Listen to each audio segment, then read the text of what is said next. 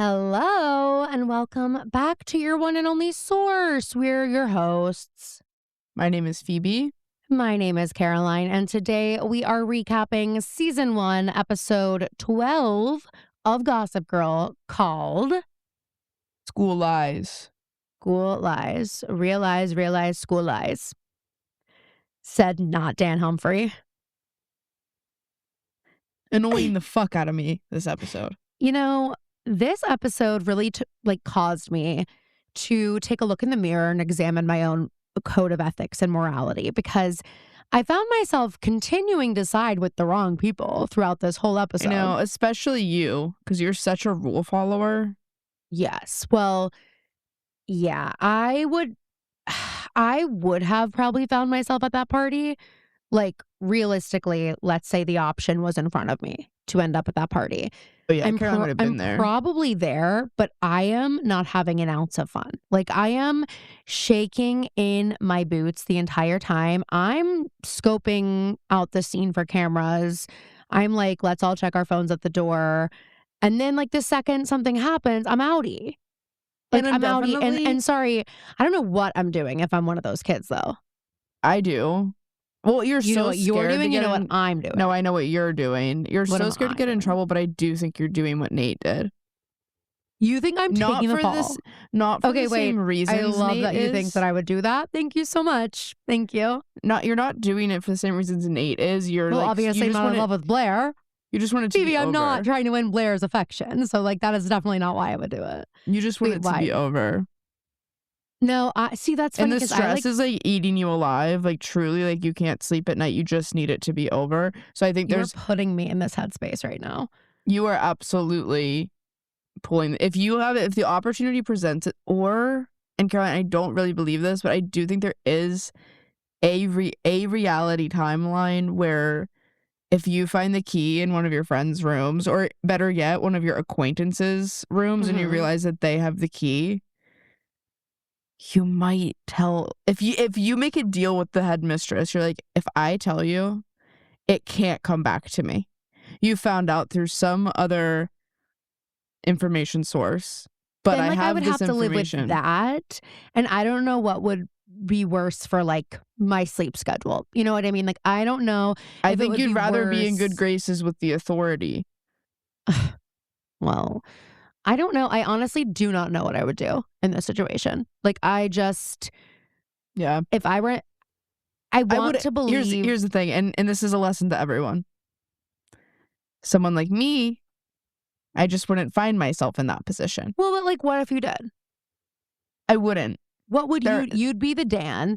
See, here's the thing, though. Like, I do think if I didn't know, like, if I'm Nate and pre-Nate finding the key in Blair's drawer, if I'm Nate and I don't know who did it, I'm not coming forward. I'm begging everybody in the group chat every night. I'm like, please, like, whoever did this, like, can you please just say something, please? Because, like, I can't, I know your parents aren't as strict as mine, but, like, I'm currently texting you, and I don't know how much longer I'll be able to text because the blood is rushing to my head so fast because I'm hanging from the ceiling fan by my toenails. Okay, and there's no end in sight, y'all. Mom's prepping a waterboard table next. And like, it's I'm serious. On. It's on. The ceiling fan is on. I'm spinning. It's on. I'm spinning around. I'm dizzy. I keep throwing up. So they're like, you're cleaning it. Like, you clean up. If you throw up again, Caroline, you're going to be cleaning this all night long before the waterboarding. You're like that art installation of the machine that's constantly cleaning up after cleaning itself. Up the blood. Yes. Yes.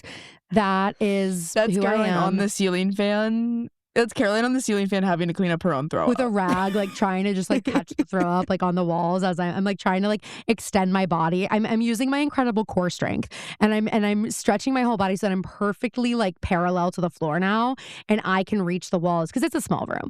It's New York City, you guys. I can reach the walls with my rag if I am completely parallel to the floor, suspended in the air, reaching my arms out in front of me as far as I can with the ceiling fan rag. Coming out of the ceiling isn't even a possibility. That's not even on my mind.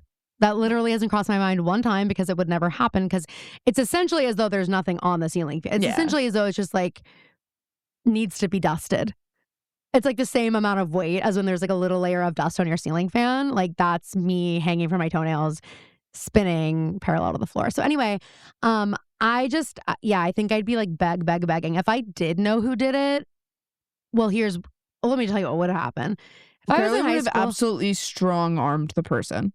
well, here's what either that or, well, if I don't fuck with the person who did it, then You're like telling. I'm telling. Okay, I'm a narc. If I do fuck with the person that did it, or if I didn't, sorry if you can hear my dogs barking, I'm telling mom and mom's handling it. Like, here's the thing. Like, I come home from school, mom looks at me, she's like, who did it? And I'm like, it's written all over my face, isn't it? And mom like starts guessing, and then she immediately like Headmistress Queller couldn't crack these kids. Get Georgia Connell in the room. Like, let me tell you, the truth is coming out quick. And so mom is gonna get it out of me, and then it's sort of like when mom made me make a list of every person I'd ever smoked pot with, so that she would know if I was going to their house. Like, she marches it up to the police department. I was like, how do I like flub this list a little bit? Because like I like some of these people. They're not criminals like mom thinks. Anyway, but it's that. And then mom is like, well, Goose, it's not up to you anymore. I'm telling you. I'm like, mom, please don't. Wink. I'm like, please don't do it. Put me out of my misery. You're and I'm still so in trouble relieved. though. I'm still in trouble because I didn't immediately do that. Yeah, and you were there. Well, I was there. Yeah. God, I was there. And I looked amazing in my string bikini. And mom's like, Goose, you cannot post these pictures. I know you look amazing. I know your bod is insane, like to die for in this picture, but you can't post and then this, on Goose. Christmas the colleges morning, we'll see it. On Christmas morning, we walked down the stairs, and mom has bought not only a fat head to put on the wall of those pictures, but also one of those canvas. She's ordered from Walgreens one of the canvas blow-ups of pictures, and it's the picture. But it's not in like a good way. By it's the like, way, by the way, guys. By the way. Those are two gifts, not of us in string bikinis, but those are two gifts that we have walked down the stairs to get. I didn't receive the canvas. Lily did. It's Lily in the mermaid. I feel left out. You remember that picture? Yeah, I remember that. I never got one of these. We went to go take our family pictures. Is there just not a picture of me that's good enough? They're too good. I never got one of those. Huh. Okay, mom, if you're listening, I don't want one this year for Christmas. I just need house stuff. Well, I know what so don't I'm get any ideas. And no, it doesn't count as house stuff. I know what I'm getting you. Don't find a blow up picture of me in a string bikini and give it to me on Christmas, mom. I'm serious. Don't do it. We went to go get our family pictures done this one summer, and mom was like, okay, do we have Lily's tail? And mom's like, wait. Does the photographer know that one of our family members is actually a mermaid? Oh my God. So I don't know if you have experience with like in the water photography, but that is sort of what we're looking for since one of my daughters is, as I mentioned, a mermaid. You'll see. It'll be obvious to you which one it is soon. And then we finish taking our actual pictures, and then we send Lily to go change into her tankini and her mermaid tail so that we can lay her in the surf. We're like, Lily, go dip your toe in the water. Go dip your toe in the water so you transform.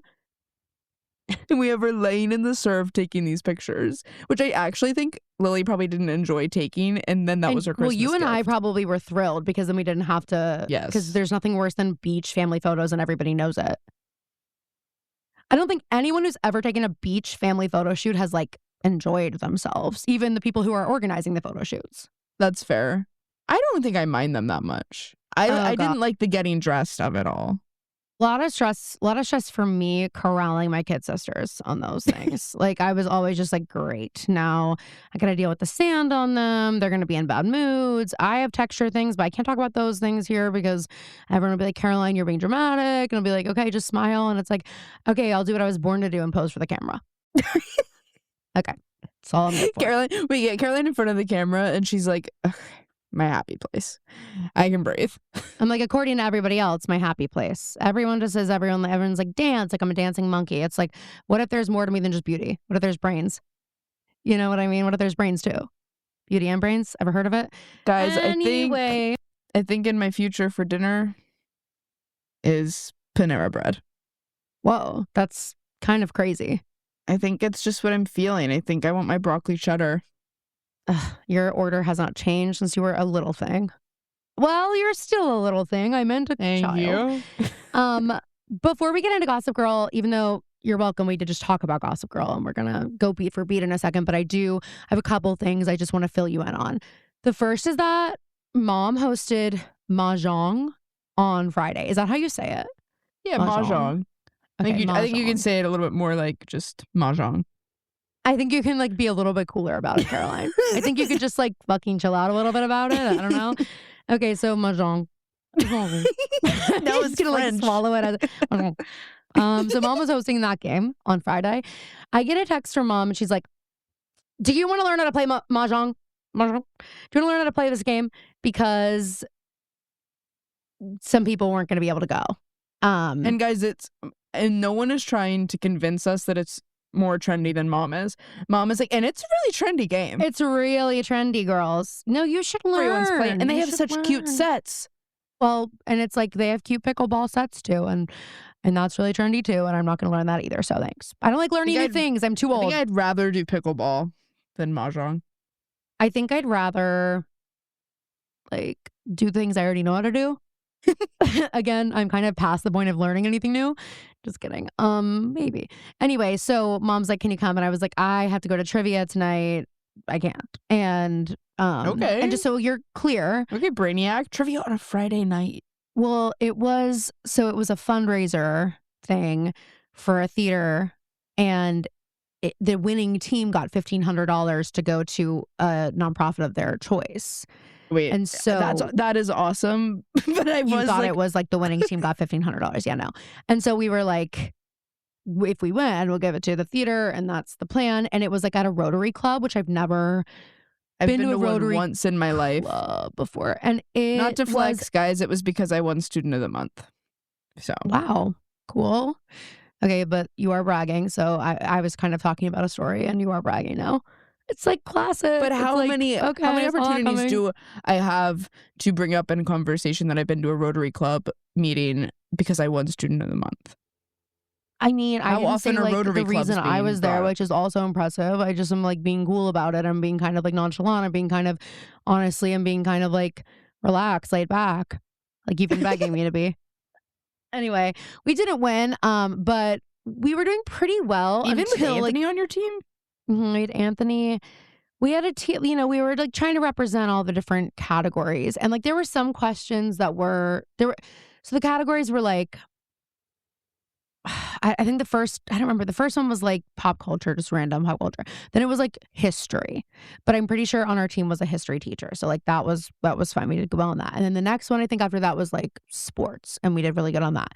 Then it was Washington, PA. There was an entire category because it is the Washington, PA Rotary Club. So like, but like I was just like, okay, they announced the category, and Caroline's like, what? Literally, I was like, this is kind of random. No, everyone's like, we love it here. The questions were like, how many like square miles is Washington County, and like things like that. Not it was multiple choice. Oh. It was multiple choice. Thank God. One was like, which of these buildings is like not a real historic landmark? Like I didn't know any of those fucking questions, but the team, we did okay. Then there was a category on the Bible. Are Rotary clubs religious? I don't know. It left me scratching my head wondering the same thing. I've been to the Rotary club that I went to was in a church, but it didn't give we're in a church because this is religious. It's just like this is a church basement. This is where we do it. Yeah, I don't know. Well, I do not know, but there was a Bible. We did okay. Like again, some of the Bibles like history, and some of the Bibles like not. So there were things that we knew and things we didn't. And one of the questions was, what was Jesus's first miracle? And I was like, kind of a trick question, because wasn't being conceived kind of his first miracle? Like, hello. Wait, that's a good one. Literally, that wasn't an option. That. Wasn't an option. What is I was like, is it was water turning into water wine? into wine. At the And wedding. I was just like, I feel like he like did other stuff before that. Wait, okay. imagine Jesus miracle at is the like wedding. kind of a subjective term, but okay. Imagine Jesus at the wedding being like, I think What I if I could try like, this? guys, I think I could try this thing out. Trying it out for the first time ever? That's crazy. That's Imagine crazy. he tastes it and he's like, wait, this is not wine, this is blood. This is blood. He's like, And but he's looking, I think if I tell these people it's wine, they'll straight up believe me. He's looking up to the sky. He's like, hey, big guy, I think we are putting the cart before the horse a little bit on the blood thing. Hey, I don't know if I got it like that. I'm just wondering after this, it tastes a little bloody. I don't know if I got it like that. So let's just... Anyway, so that was one of them. And then one of them was English literature. And it was like they would read a quote and you to say what book it was from. And I did well in that. I tried not to like be annoying. And there was like one that I knew the quote was from Anna Karenina. And there was another English major at the table. I know. And she was, like, adamant that it wasn't Anna Karenina, and I was like, "Well, you seem pretty passionate. You must have read it more recently than I. So, okay, let's go with what you think." And guess what? It was Anna Karenina. And I was like, "Okay, don't look at her with daggers in your eyes. Like, just be That like, is oh, it happens to the best of it's a us." really tough, and I go to trivia with the same people most weeks, and it is that moment, and at this point, now that we do it so often with each other, it's like we get each other back. It's like there have been times where I've told you that the answer was something and I was really sure, and then your answer, but, like, in the moment of learning that you were right, it Especially when is, you, like, like, know you're right. it's such a hard emotion Yeah. to deal with. So that was tough. But anyway, we did fine. We didn't win. But so I couldn't go to mahjong because of that. And You were killing me. I'm not gonna say it again. I'm just Mahjong. not. You can beg and beg and beg. I'm not saying it again. I'm gonna say the game. The game. That's what I'll call it now. Wait, I do. There's this part in the Addams Family musical that's so funny to me. It's right before the end of Act One, where they're all hanging out. Well, it's like Wednesday is in love with a normal boy, and so she just wants one normal night. And Lucas Beneke and his parents are coming over to Wednesday's house, which is famously the Addams Family home, for dinner, which is like, yeah, I know, stressful. And so Wednesday's like, please, like, don't be weird, and everyone's like, weird? What's weird? They're like that, and then they all come for dinner, and Morticia's like, okay, let's all eat, and then we'll play the game. And they just keep, every time they say the game, they like face front and say it like that. And they're like, okay, one more round of small talk, and then the game. And everyone's like, no, not the game. And the game is like they pass around this like chalice, and you have to drink it, and you have to like say something. I think it's like a secret or something. I can't remember. And Pugsley has put a potion in there to make whoever drinks it be crazy. And so it ends up going to Lucas's mom, and she like goes nuts, and her dark side is like released. And she like writes Hallmark cards. That's her job. And she's very like, she always speaks in rhymes. And she turns into like this crazy opera singer and like takes her clothes off on the table. And then it's the end of Act One. Anyway, I think it's fun. The game. Anyway, so that's how I'll be referring to the game and from now on. But so I was like, Mom, I can't come. But I felt like she was stressed. She didn't respond to me when I told her I couldn't come. She knew I had trivia. And I was just like, oh God, now I feel guilty about this. And then I text her, I'm like, how did it go? She's like, it was amazing. It was so fun. We had so much fun. I'm like, okay, all of that. Okay. So, but this week she's like, I'm making raspberry lemon drop martinis, and I want, will you help me test the recipe? So I'm at the house, and Wait, it's like is after that my why lessons. Dad sent the picture of Mom? Imagine Mom every Yes. night at the end of the night testing a recipe. Testing recipes. Well, get this. So she makes it. She's like, it's a freezer door martini, which is the idea is you can just keep it in the freezer. So she pulls it out to have me test it as I'm like leaving the house, and it's completely frozen, solid. It's been in the freezer. It's literally completely frozen. And she's like, she like can't obviously pour it because it's a block of ice. And she like starts just shaking it. And she's like, just wait a few minutes. And she's just like shaking it, trying to like loosen it up. And I'm like, okay. And then she ends up getting like enough of it melted, I guess, that she pours some into a cup, and she takes the first sip, and she's like, bleh, bleh, bleh, bleh. Oh, And hey, that everybody. is terrible. Hey, everybody listening. I know because that's my mother. That is not Not an an exaggeration. overreaction. Is not. Yeah, she does that whole thing, and I'm like, okay, so I'm not drinking that. Yeah, hey, by the way, that's how you reacted. Don't. She hands me she's like, I was like, hey girl, I just saw that whole thing. No. And I was like, Mom, maybe like you don't need to put it in the freezer because it's not just vodka in there. Like you've got like syrup, and you have like lemon juice and water, and those things freeze. So like maybe I just would Just recommend. put it in the maybe, fridge. I was like, why don't you put the vodka in the freezer and then mix up the mixer and put that in the fridge, and then you could just make a fresh one, do it that way. She's like, okay. And she, so I didn't end up getting to try them because of that. But so funny. Like she pulls out completely frozen. I was That like, is so funny. because I'll never forget when we had the Susical cast party at the house, and afterwards Mom was like, hey Caroline, like some of my vodka's frozen, and vodka doesn't freeze. And I was like, I don't know. And it was fucking Gabe. Oh, Gabe and Luke Steinhauer took some shots, and then they put water in there. and then it went in the freezer. Superintendent's son. Superintendent's son at the time. Anywho, so that was what I want to say about that. And the other thing I wanted to say is I did go to Mary Beth Barone last night in Pittsburgh. She had 2 sold out shows, and there were stickers that said Bergoni on board and I'm Bergoni, like Pittsburgh. Bergoni is awesome. I don't know where the stickers came from. It didn't feel like a Mary Beth thing. I feel like somebody like made them. They were like sheets of stickers. I got you one. They're like just out for people to put on as they were walking in. That's so cute. And I just was like getting the vibe that it maybe wasn't. Bottle Rocket did it. Maybe. I don't know. It was weird because they had like hot dogs before the show, but it wasn't at Bottle Rocket. It was at the original Pittsburgh winery, but it was presented by Bottle Rocket. It was very confusing. I was actually really stressed out before the show. I did message Mary Beth and say, can you just please confirm location? Because did she answer? Did she get back to you? No, she didn't answer. It was crazy though, because like we were getting all these emails that were like if you Googled it, it was like Bottle Rocket Social Club. And then it, like the next one was like Pittsburgh Original Winery presented by Bottle Rocket. I was like, what the fuck is the truth? And so then they sent out an email day of and they were like, just so you know, this is where it is. And I was like, okay, so I'm not the only one who was confused. It was maybe Bottle Rocket should, if they're going to do stuff like that, they need to name that faction of what they do. Like Bottle Rocket Events presents instead of Bottle Rocket Social Club. Like the Social Club is the location. Exactly. So that was a little confusing. But it's a good thing it wasn't there because she sold out 2 shows and it was packed. I know. I was looking at the pictures and I was like, is that what it looks like when there's a comedy show? No. Because that's where we saw Kat Cohen and like it, like, I don't know, just not the same. But anyway, so Mary Beth was so funny.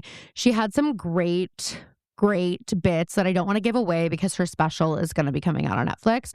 But I will just share 2 things with you from the evening before we get into the episode. And I don't want to hear a word about it, people. I don't want to hear a word about this. Catching up with my freaking sister. You're lucky to be here. Like, I don't know. Okay. So the first thing is that she has a bit where she's like, okay, breakups are tough, but has anyone had like ex best friend breakups are honestly like historic and they're like way harder. And so what I've been doing is like, I will invite one of you up here to tell me a story about how you and your ex best friend broke up. And I will definitively tell you if you are in the right or the wrong. Wait, and I'm sitting there with Kelly and I'm like, Kelly and I should get up there. Should you guys go up there? Wait, like Kelly and I should go up and be like, okay, so we're good now. If both of you went up there and told your sides of the story. I thought about it. I was like, that would be really funny. That would have crushed. We went up, but we didn't. But so someone goes up and Mary Beth was like, by the way, like at the earlier show, it was like kind of like not really clear. Like who was in the wrong? Like, I don't know, like the girl who brought it, like she might have been in the wrong. This girl goes up and Mary Beth's like, okay, talk in the mic and tell me the story. And she's like, okay, so I was catfished by my best friend for like 2 years. And she's like, okay, wait, what? She's like, explain this. And she's like, so like, yeah, my best friend in college, like pretended to be a guy that like went to another school and we were like talking and she catfished me for like from the beginning of my sophomore year until the end of my junior year of college with this pretending to be this guy that I was like talking to. And Mary Beth's like, were you like sexting and sending nudes? And the girl's like, yeah. I know. And so then Mary Beth's like, wait, this is like very sad. This is not funny. She's like, hey girl, this is a little dark. She's like, hey, this is a comedy show. Get off the fucking stage. No, but so she's like, okay, like, so how did you find out? And she's like, well, I think she wanted to get caught. She gave me her Gmail password at one point, like for whatever reason. And when you have someone's Gmail password, you can go through their entire Google search history. Like you can see everything they've ever searched if you have that. So she's like, so I go through it and it's like, how do I tell my best friend that I've been catfishing her for X amount of time? So funny. The next search, am I a lesbian? Mary Beth had to eat that up. Mary Beth is like, no fucking way. Like she's like, oh my God. She's like, so what did you do? And she's like, well, we were roommates. They're roommates in college. Imagine they're both in bed sexting. The twin XLs next to each other. Imagine if it's being Chloe. We're in bunk beds, babe. We're in bunk beds. We are so in sync. I was about to say. You were about to go there. Was it you and Chloe? You were just about to go there. Yeah, me under the covers on my top bunk, whispering on the phone with boys, and Chloe's like, Caroline, bedtime. hey, I can hear you. I get silent. She's Chloe, like, just because you stopped whispering doesn't mean I think you're asleep. That's so funny. I think you and Chloe for Halloween one year eventually should go as Dakota Fanning and Brittany Murphy in Uptown Girls. Oh my God, who's who?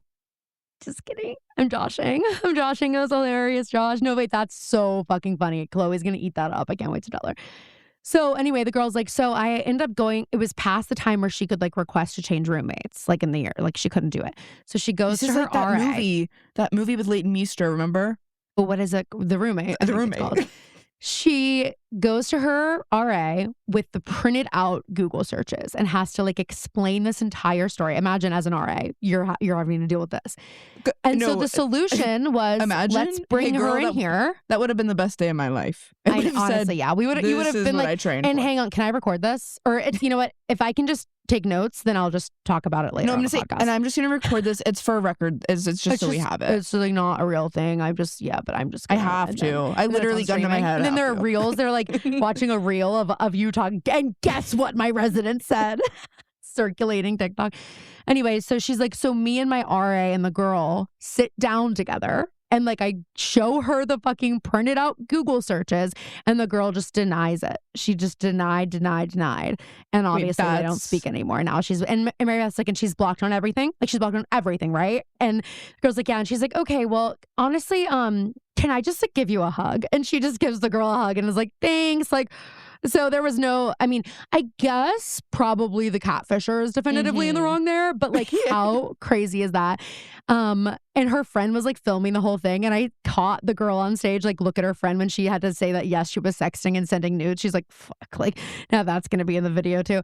But so that was crazy. And then the other crazy thing that you would have died if this happened to you, Mary Beth was wearing, her opening act was a Pittsburgh comedian named Victor, and she was wearing his shirt like over her shirt. It was like a flannel. And at one point, she was about to do her stuck in a denim romper bit, and she takes it off and she throws it, and we were sitting like right on the side where like they were leaving and coming out, and she throws it and it like misses and it like hits Kelly and Kelly catches it, and then it's like, and you can just throw that behind the curl, like you can just throw that, and so like Kelly like hangs it up on the side, like whatever. But I was like, wow, like you should have kept that. I just know some people who would love to have it. Like Kelly probably should have taken it because then she would have gotten recognized after the show. Because she looks exactly like her. Exactly. So anyway, I just wanted to share those stories with you, and now we can get into the episode. My dream was that Mary Beth and I would get to make a video of us both saying, I'm your sister, it's what I do. But I didn't get to meet her last night. I'm sure we will. But just last night, I didn't get to. Right. Okay, right. And that's that. Sorry, everybody, but not that sorry. Crisp 30 minutes of us just talking. All right, guys. Well, you're not getting a Tuesday episode this week, so I literally don't want to hear any complaining. And maybe I'll put the timestamp if you're lucky. If you're lucky. Okay, so this episode is sponsored by BetterHelp. If you can believe it, the month of March is upon us, and you know what that means, International Women's Day. It's a moment to celebrate the unbelievable strength, resilience, and progress of women all around the world. And let's be real, women do a lot of heavy lifting in this world, and quite frankly, it's exhausting. Our emotional well-being is oftentimes overlooked, but it's just like they say on those dang airplanes. You gotta put your own oxygen mask on first, babes. We want to remind everyone how much women matter and that they deserve to take care of themselves the way they take care of literally everyone else. And therapy is a great way to do it. Here at your one and only source, we are literally putting sisterhood at the heart of every episode and every conversation. And I don't just mean me and Phoebe being actual sisters.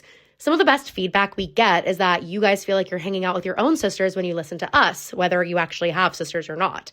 I'm so grateful for this podcast because it's a chance to reconnect with my built-in bestie every week and laugh, support each other through tough times, and share our sisterhood with women all over the world. So if you're listening, take a second and pat yourself on the back for all of the work you do, seen and unseen, to keep this world turning. And really reflect on the pressures you feel. If it feels overwhelming, just know that therapy can help you create balance, set healthy boundaries, and take care of yourself for once. We are partnering with BetterHelp because they're the world's largest online therapy platform with over 30,000 therapists that have helped over 6 million people worldwide. And it really works, with an average rating of 4.9 out of 5 stars for a live session based on 1.7 million client reviews. BetterHelp makes it easy to find a therapist you love thanks to their Therapy Match commitment.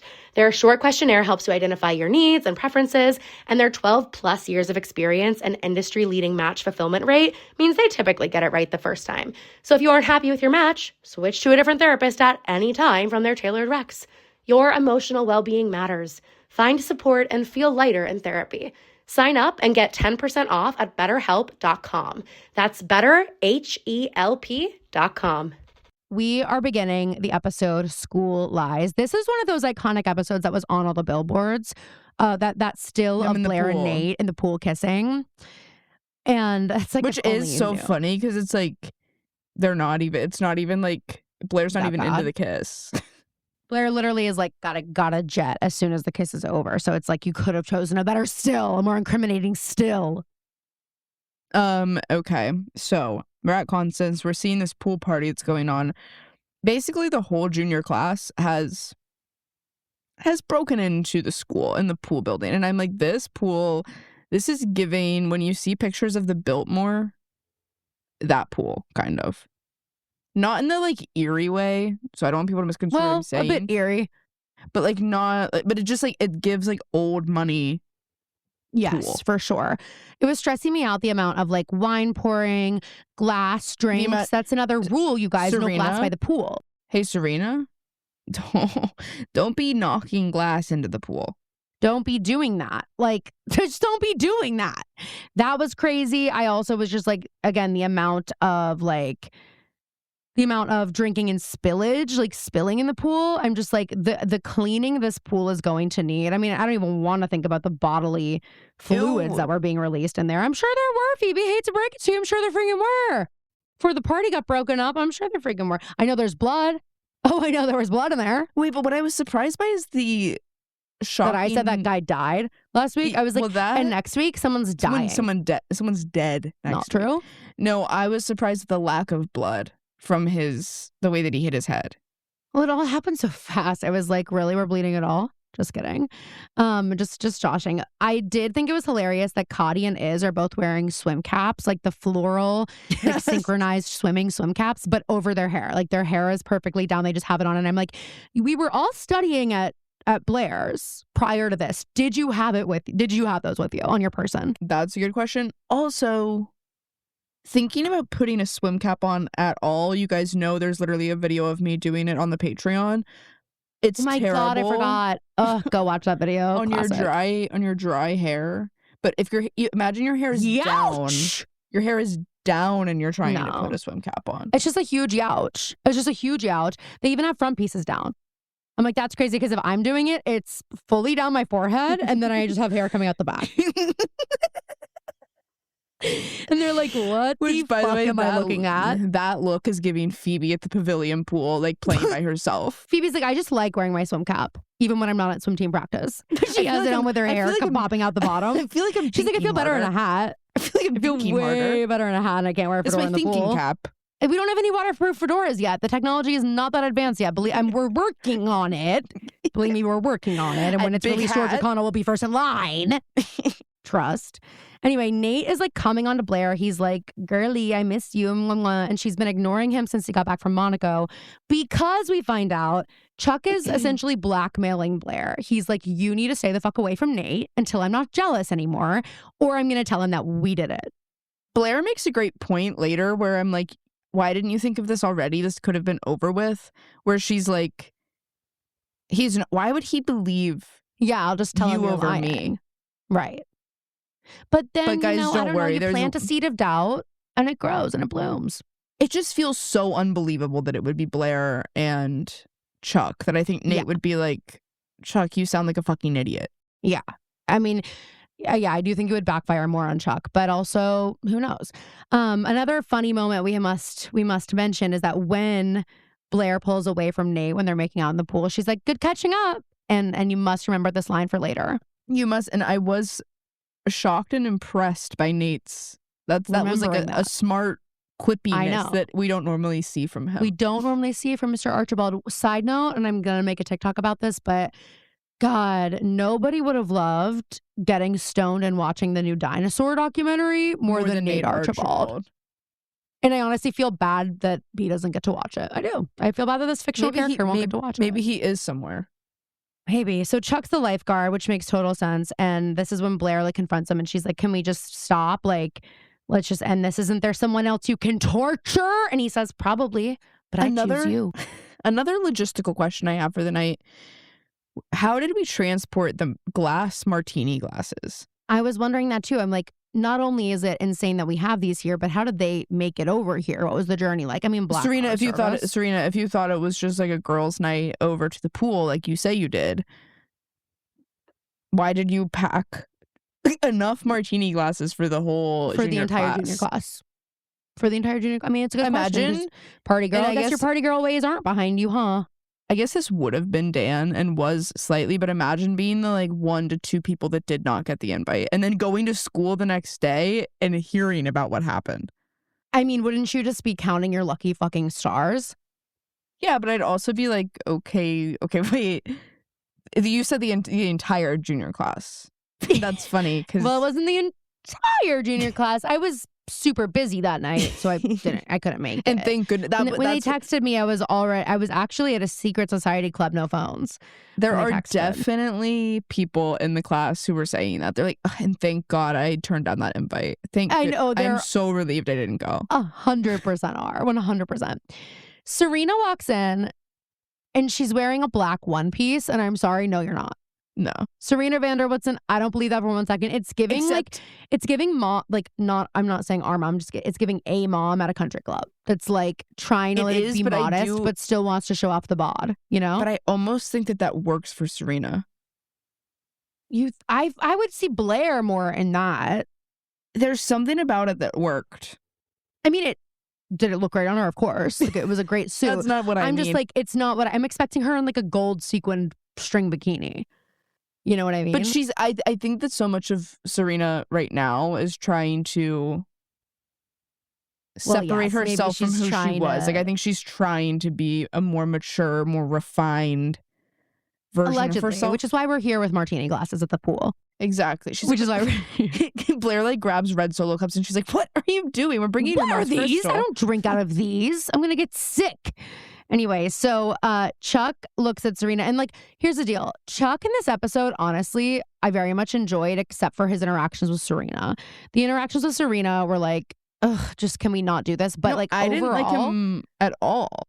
I like kind of was like, he had some really good lines, and but this, and I understand. I know father figure. Sorry, I know they're doing it on purpose because of the Blair situation, but it does feel like a regression for him. Like, it feels like going back to 100%. Episode 1, episode 2, Chuck. Well, and I was wondering, like, is he talking like this to Serena, doing this with Serena to get at Blair? Maybe. Because Blair is, doing it with his best friend. And so, like, I'm wondering if that's his MO, because I'm like, you're not actually interested. I mean, I guess he'd be interested in anybody if Blair's not interested in him, but I mean, like, you got to know Blair's never going to forgive you for that, Chuck. Like, so if you actually want anything with Blair, I think that must be like his reasoning, but I don't like it. I don't like any of their interactions in this episode at all. Mm-hmm. Agree. So I lost my place. So Blair walks up, or Chuck walks up to Serena, and he's like, how about I turn this one piece into a no piece? That was not one of the better lines. That doesn't work for me. It's not, he's more clever than that. I know, like, come on, you're better than this. And so we find out that Bart and Lily, so they went to South Africa together, but Lily has not answered the proposal yet. So they're kind of waiting to figure out when they get back, are Chuck and Serena going to be siblings? And that's that. And this, for Vanessa, this episode, I mean, priceless. It's so funny to me. But if I'm anybody who's not Vanessa, I'm like, get this girl out of here. Get her out of here. Guys, me and Caroline, if this wasn't an actual storyline in the show, Caroline and I would have world built. Vanessa walks around with a camcorder for a documentary. It feels like a story we made up about her. I can't really believe it. And I'm also like, that's okay. Forgot her name. Vanessa, your rent for a year rides on this documentary somehow. I still don't really understand that. But and you're using this camera, and you think that this is the best subject. You think that Dan Humphrey is gonna get you rent for a year in New York City by being interesting? Like, there's plenty about Dan Humphrey that is interesting. You just don't know about it. Yes. Yeah, make a documentary about him being Gossip Girl, which is low-key what she kind of says she's doing, because she's filming everything. She and Dan are at the Brooklyn loft, and Dan is apparently not being interesting, and that's He's pissing eating Vanessa cereal. off. I'm like, Vanessa, you live in New York City. Like, just go walk down the street and film. Strap a GoPro on and walk down the street. Like, you'll find something interesting, I promise. And she's like, you don't want me to move back to Vermont, do you? And it's like, the stakes cannot be this high, like you're saying. And like, we're sitting here filming Dan.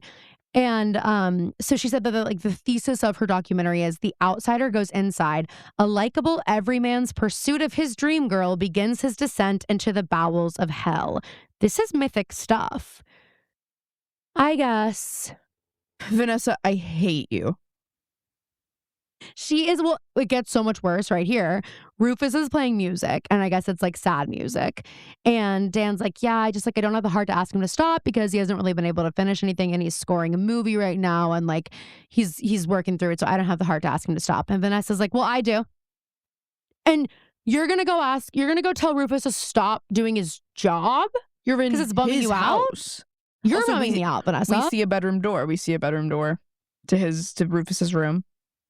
So the door's closed? No, I'm just saying we've been like, where the fuck does Oh. Rufus sleep? Yeah, And true. We see the, But I'm like, Vanessa, I'm sorry. Do not go knock on that door. And actually, knowing Vanessa, she's not knocking. Do not go open that door and tell Rufus to stop doing his job, playing music.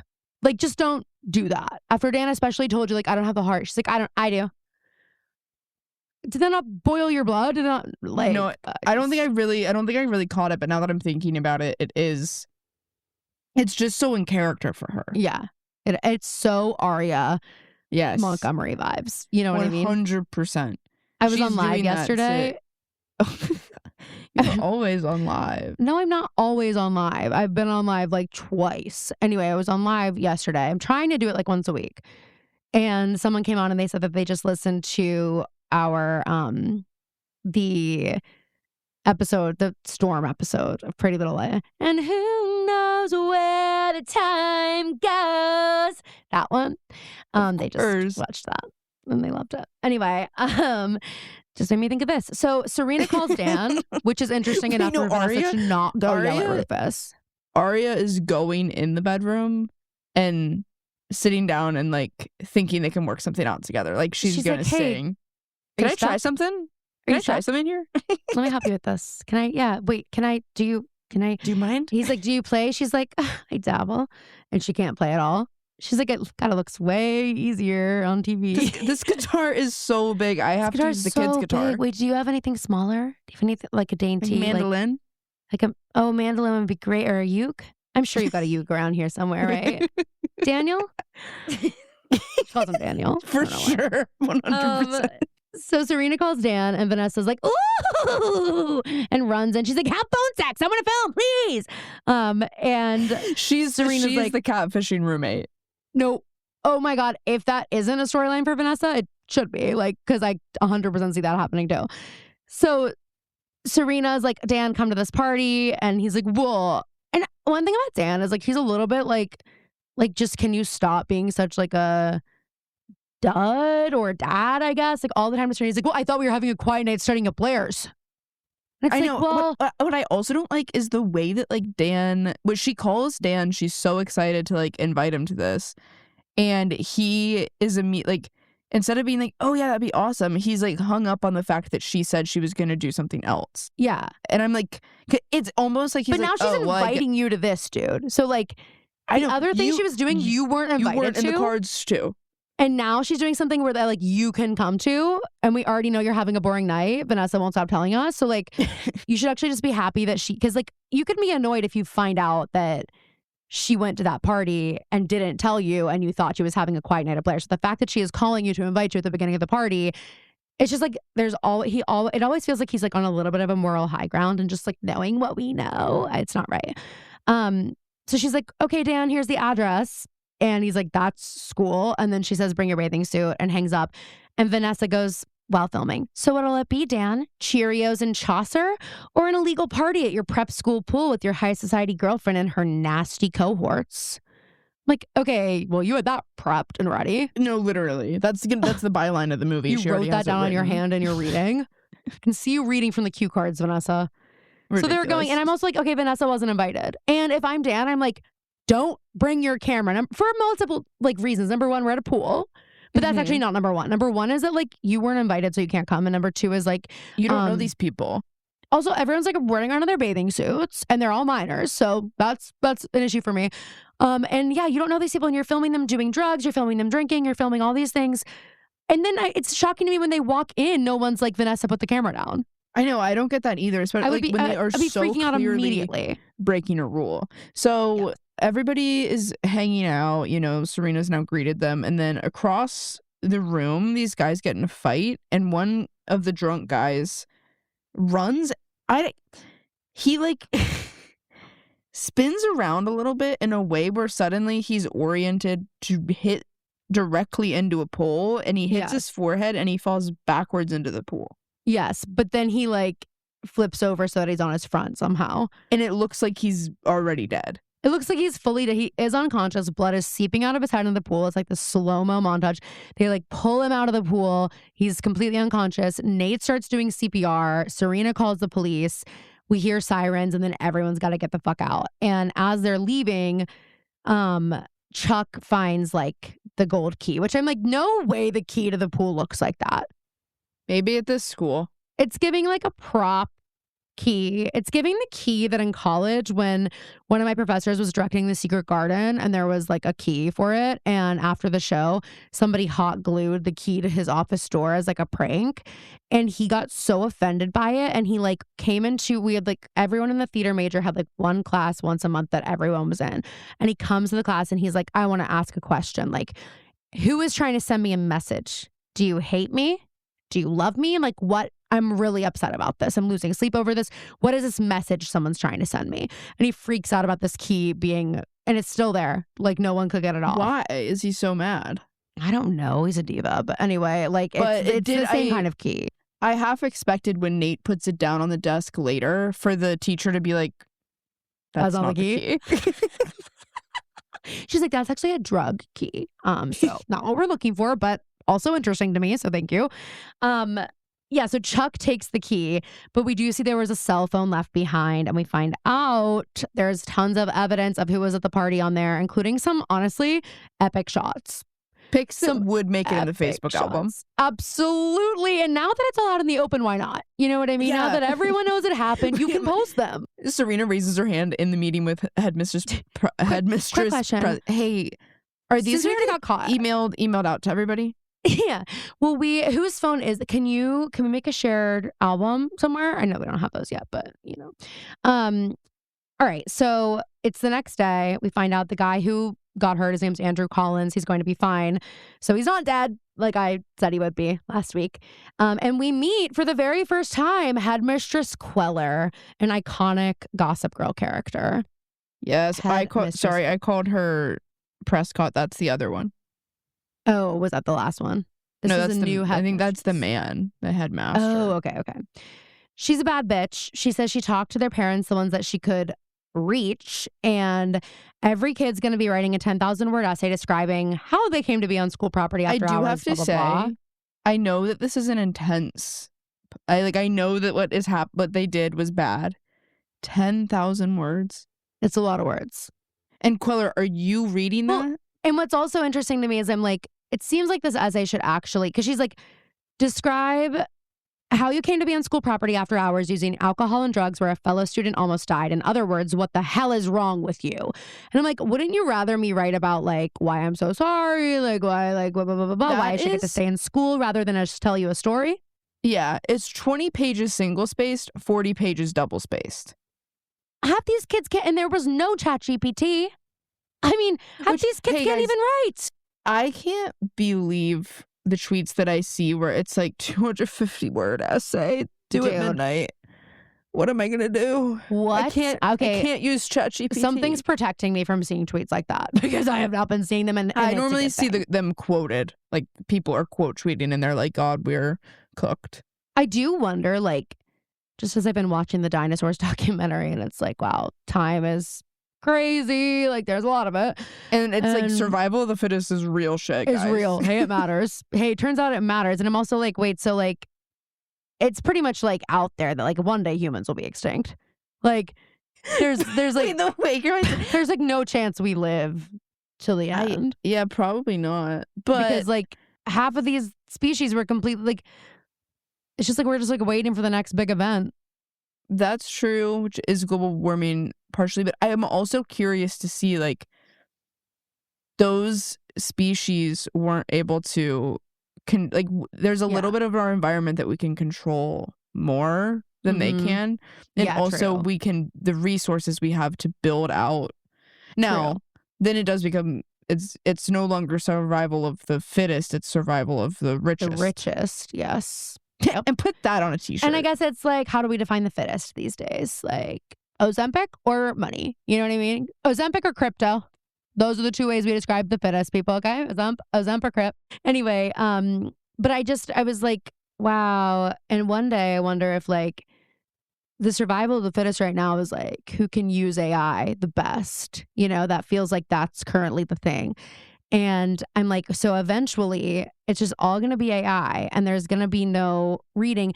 And we're all going to have to they're going to be like, we can't figure out these sacred texts. And they're going to literally have to like, go back and like do what people did millions of years ago and learn languages. Caroline has that we already knew. Caroline has just crafted a job that only English majors will be good at. Oh, finally. I mean, there had to be one. There had to be one job that English majors would be good at. So anyway. Okay, so she's going to also be doing interviews to find out whose idea it was. If she finds out who it was, that person is expelled. If she doesn't, every single one of them is expelled. Crazy. Also seems a little tense. Seems a little intense. And it is like, if you're going to take such a big swing, say something like that, like these kids are going to call your bluff. Like, yeah. If there's one thing these kids are going to teach you, I almost called her Maestra Queller because I had to sadly text don't even say it. I'm like, I was so upset with myself. Yeah, I was upset too, so I don't want you to bring it up now. Wait, but I was trying to explain to people the relationship Maestra Quintero and Maestra Miller had in high school. We're like, we all knew they were friends, but they had that like bit where they like acted like they didn't really know each other. Yeah. Or like we would say something that and it was Maestra so funny. Miller, we're like, but are you guys friends? And we see you like, no, we see you leaving school together every day. You're like, that's just, we happen to time it. She wants to hang out with me. I don't know. She also would always say La Menonita. That's what she would call Maestra Miller. La Menonita. What does that mean? The Mennonite. And she would always say that Maestra Miller was a Mennonite. And like, I don't even know if that's true. I don't think it is, but I do remember that rumor now. But she'd always go, are you talking about La Menonita? That's what she would call it. I also would love when we'd be in her class and you'd say something that Maestra Miller taught us, like the way Maestra Miller taught us. I mean, she'd be like, oh, interesting. Or she like would hate anything that we said and she's vice like, versa. That's from La Menonita. It was always La Menonita. So all funny. the time. So funny. And then like Maestra, we would be like, are you a Mennonite? She's like, they're both so dry. Like, they are so funny. They were so fun. One time, I think I've told this story before, someone my freshman year fell off a roof. They were being idiots. It was on him. Well, that's obvious. Was in the hospital for a while because he actually fell in a mailbox and his teeth were really fucked up. Oh. And then so Maestra Miller decided that she was good. She found out what happened. So one day we come into class and she's passing around a get well soon card for him. And because they had beef, Maestra Miller and this kid. Wait, that's funny as fuck. And she would be like, so they like it was in the middle of this project we were doing. A bunch of us were partnered. And she was like, so upon his arrival, you guys will just, we'll alter the project for you guys. But the way that she would talk, because she knew what happened, it was so funny. The shade that she would throw to him, even in his absence. I thought you were going to say she like wrote something nasty in the card, like in Spanish. No, it was a get well soon card, but it was like, I remember us all being like, It's like if The you get a subtext get well is soon there. card from the teacher that hates you the most that you know hates you the most. And you're like, Exactly. I didn't get one from anybody else. And she passed it around to your entire Spanish class to sign. Yeah. And it's just that one class. That's so funny. But also it's like sweet. But then it's like, is it sweet? Like that's the thing about her is like, we never knew her motives. We never knew she got that shit under a lock and key. And that honestly is why we're still talking about her. They never had her as so a teacher, funny. still talking about her. I was lucky enough to have them both. I am jealous of that. She I was just sweet love because Kara one so time much. I found out that I didn't make it into an ensemble that I wanted to make it into in the middle of Cried the like a school baby. day. And my eyes started welling up with tears, and I had to go up to her desk and be like, "Can I She's please like, go to the bathroom?" get out. She go goes, to the bathroom. She said, "Are you okay?" See, I that was is like- the thing though. Like then you'd get like a real moment with him and you're like, wait a minute. But suddenly I'm under not there? crying anymore. I'm like, wait, Wait, can I have a guys, hug? I don't think this is our teacher. Guys, I Wait, don't think something's this is- wrong. Now I'm crying way harder. Now I'm crying so hard snot's coming out. Now I'm crying so hard it was not bubble. Who are you? Nothing more mortifying than being a kid and crying at school and you feel a snot bubble, snot bubble. happen. Oh my God. Oh my God. Anyway, okay, so we just come out of the meeting with Headmistress Queller. All the kids are meeting on the steps, iconic shot. And Blair and Chuck are sort of leading the charge on this. Blair's like, okay, so we all know how this works. And Chuck's like, no one talks. That's the deal. And Nate goes, so who broke in? It's like so Lights funny. on, no one's home for No this kid. one is home. It's fucking empty in there. We got tumbleweeds. They walk outside. He's like, wait. He's like, wait, guys." what was that about? Wait, what was she talking about? What happened? They're like, Nate, you performed CPR on him. And he's Nate, like, yeah, the kid's gonna be Oh okay. no, I know, but what is she mad about? What is she mad about? He's fine. I saved I his life. Did CPR? I like no CPR. I'm just confused about. Are we in trouble or that's good meeting? That's Nate. He has no idea. So Chuck's like, all right. So obviously it wasn't Nate, and they all agree they're not going to say anything. Wait, And Dan's like, that's funny. Okay, check. wasn't Yeah, he's like, you, Nate? anyway. Honestly, that was like the best move. I'm like that. Nate would be an amazing faithful on Traitors. Because all he'd have to He do was would. say that, and everyone would be like, all right, he's a fucking faithful. That would be a good Tuesday episode or Patreon thing to like. Yes. Pick who would be what. I actually was thinking of doing it for the dinosaurs. Really into the dinosaurs. You can't tell. I am. I've been savoring it. I don't want it to be over. I'm gonna rewatch it. Phoebe, me too. And because I keep being like, I wish I like had a notebook next to me. Yes, I'm learning stuff. I'm forgetting things. Because here's the It's thing, though. awesome. First of all, the names are crazy. Like the names are crazy. How can I? And they're remember all this? like a little bit similar. Yes, but the other thing I need to say is like, and I'm gonna sound dumb as rocks, but that's okay. I didn't really realize that like we've never had a documentary like this about dinosaurs because they're extinct. And I think for a lot of us, like they feel like these like almost like magical, like dragon-esque things that like I know they existed because you tell me they did, but like it's very hard to imagine it. This is the moment that me and Dan had at the museum when we were looking at the T-Rex and we both, it was like our just frontal lobes were developed. We were like, what? wait. These like this thing was roaming the earth. And it's just so hard to these are real fathom bones. it and wrap your head around it, which is why it's important to go to museums and things. But we get like documentary, like the Planet Earth or like the Life documentaries where it's like they're following the snow leopards actively and talking about it, and that's how this documentary is done. Which is like the technology that we have now that they're able to create it. So it's like I'm watching this and I forget that I'm watching dinosaurs. I feel like I'm watching like a wildlife, just like in a different continent that I'm never going to see these animals. Like it doesn't feel like these aren't real animals. And it's so interesting the way that the story is like it. I kept being like, it's like humanizing the dinosaurs, not humanizing them, but it was just like, it is. And also the moments that when they film the moments of extinction, it's like, it makes me like catch my breath. Oh my God, when all the dinosaurs, the really tall ones, are in the forest and it's on fire and they're just like yelling and then they're like trying to run and then they just like have a moment of looking at each other and like, they just are like, and then that's it. I know. And even in the theme song, the looks on the dinosaurs' faces when they because they didn't know. Like I know. That's another thing that humans will we will have the benefit of understanding. Is it a benefit though? I'm low key like, I don't want to know. If that asteroid's coming or something's happening to me, I don't want to know till it hits. I know, but I mean, in the moment of like, they couldn't understand that this is the end. Yeah. Even if we didn't have the warning of the asteroid, Yeah. seeing it come down, we would be like, all right, guys, this is it. Like, they thought that, I mean, they weren't thinking, but they just knew something bad was happening, and they didn't know that it was the end. I'm sad for them. I know, it's so sad. I miss them.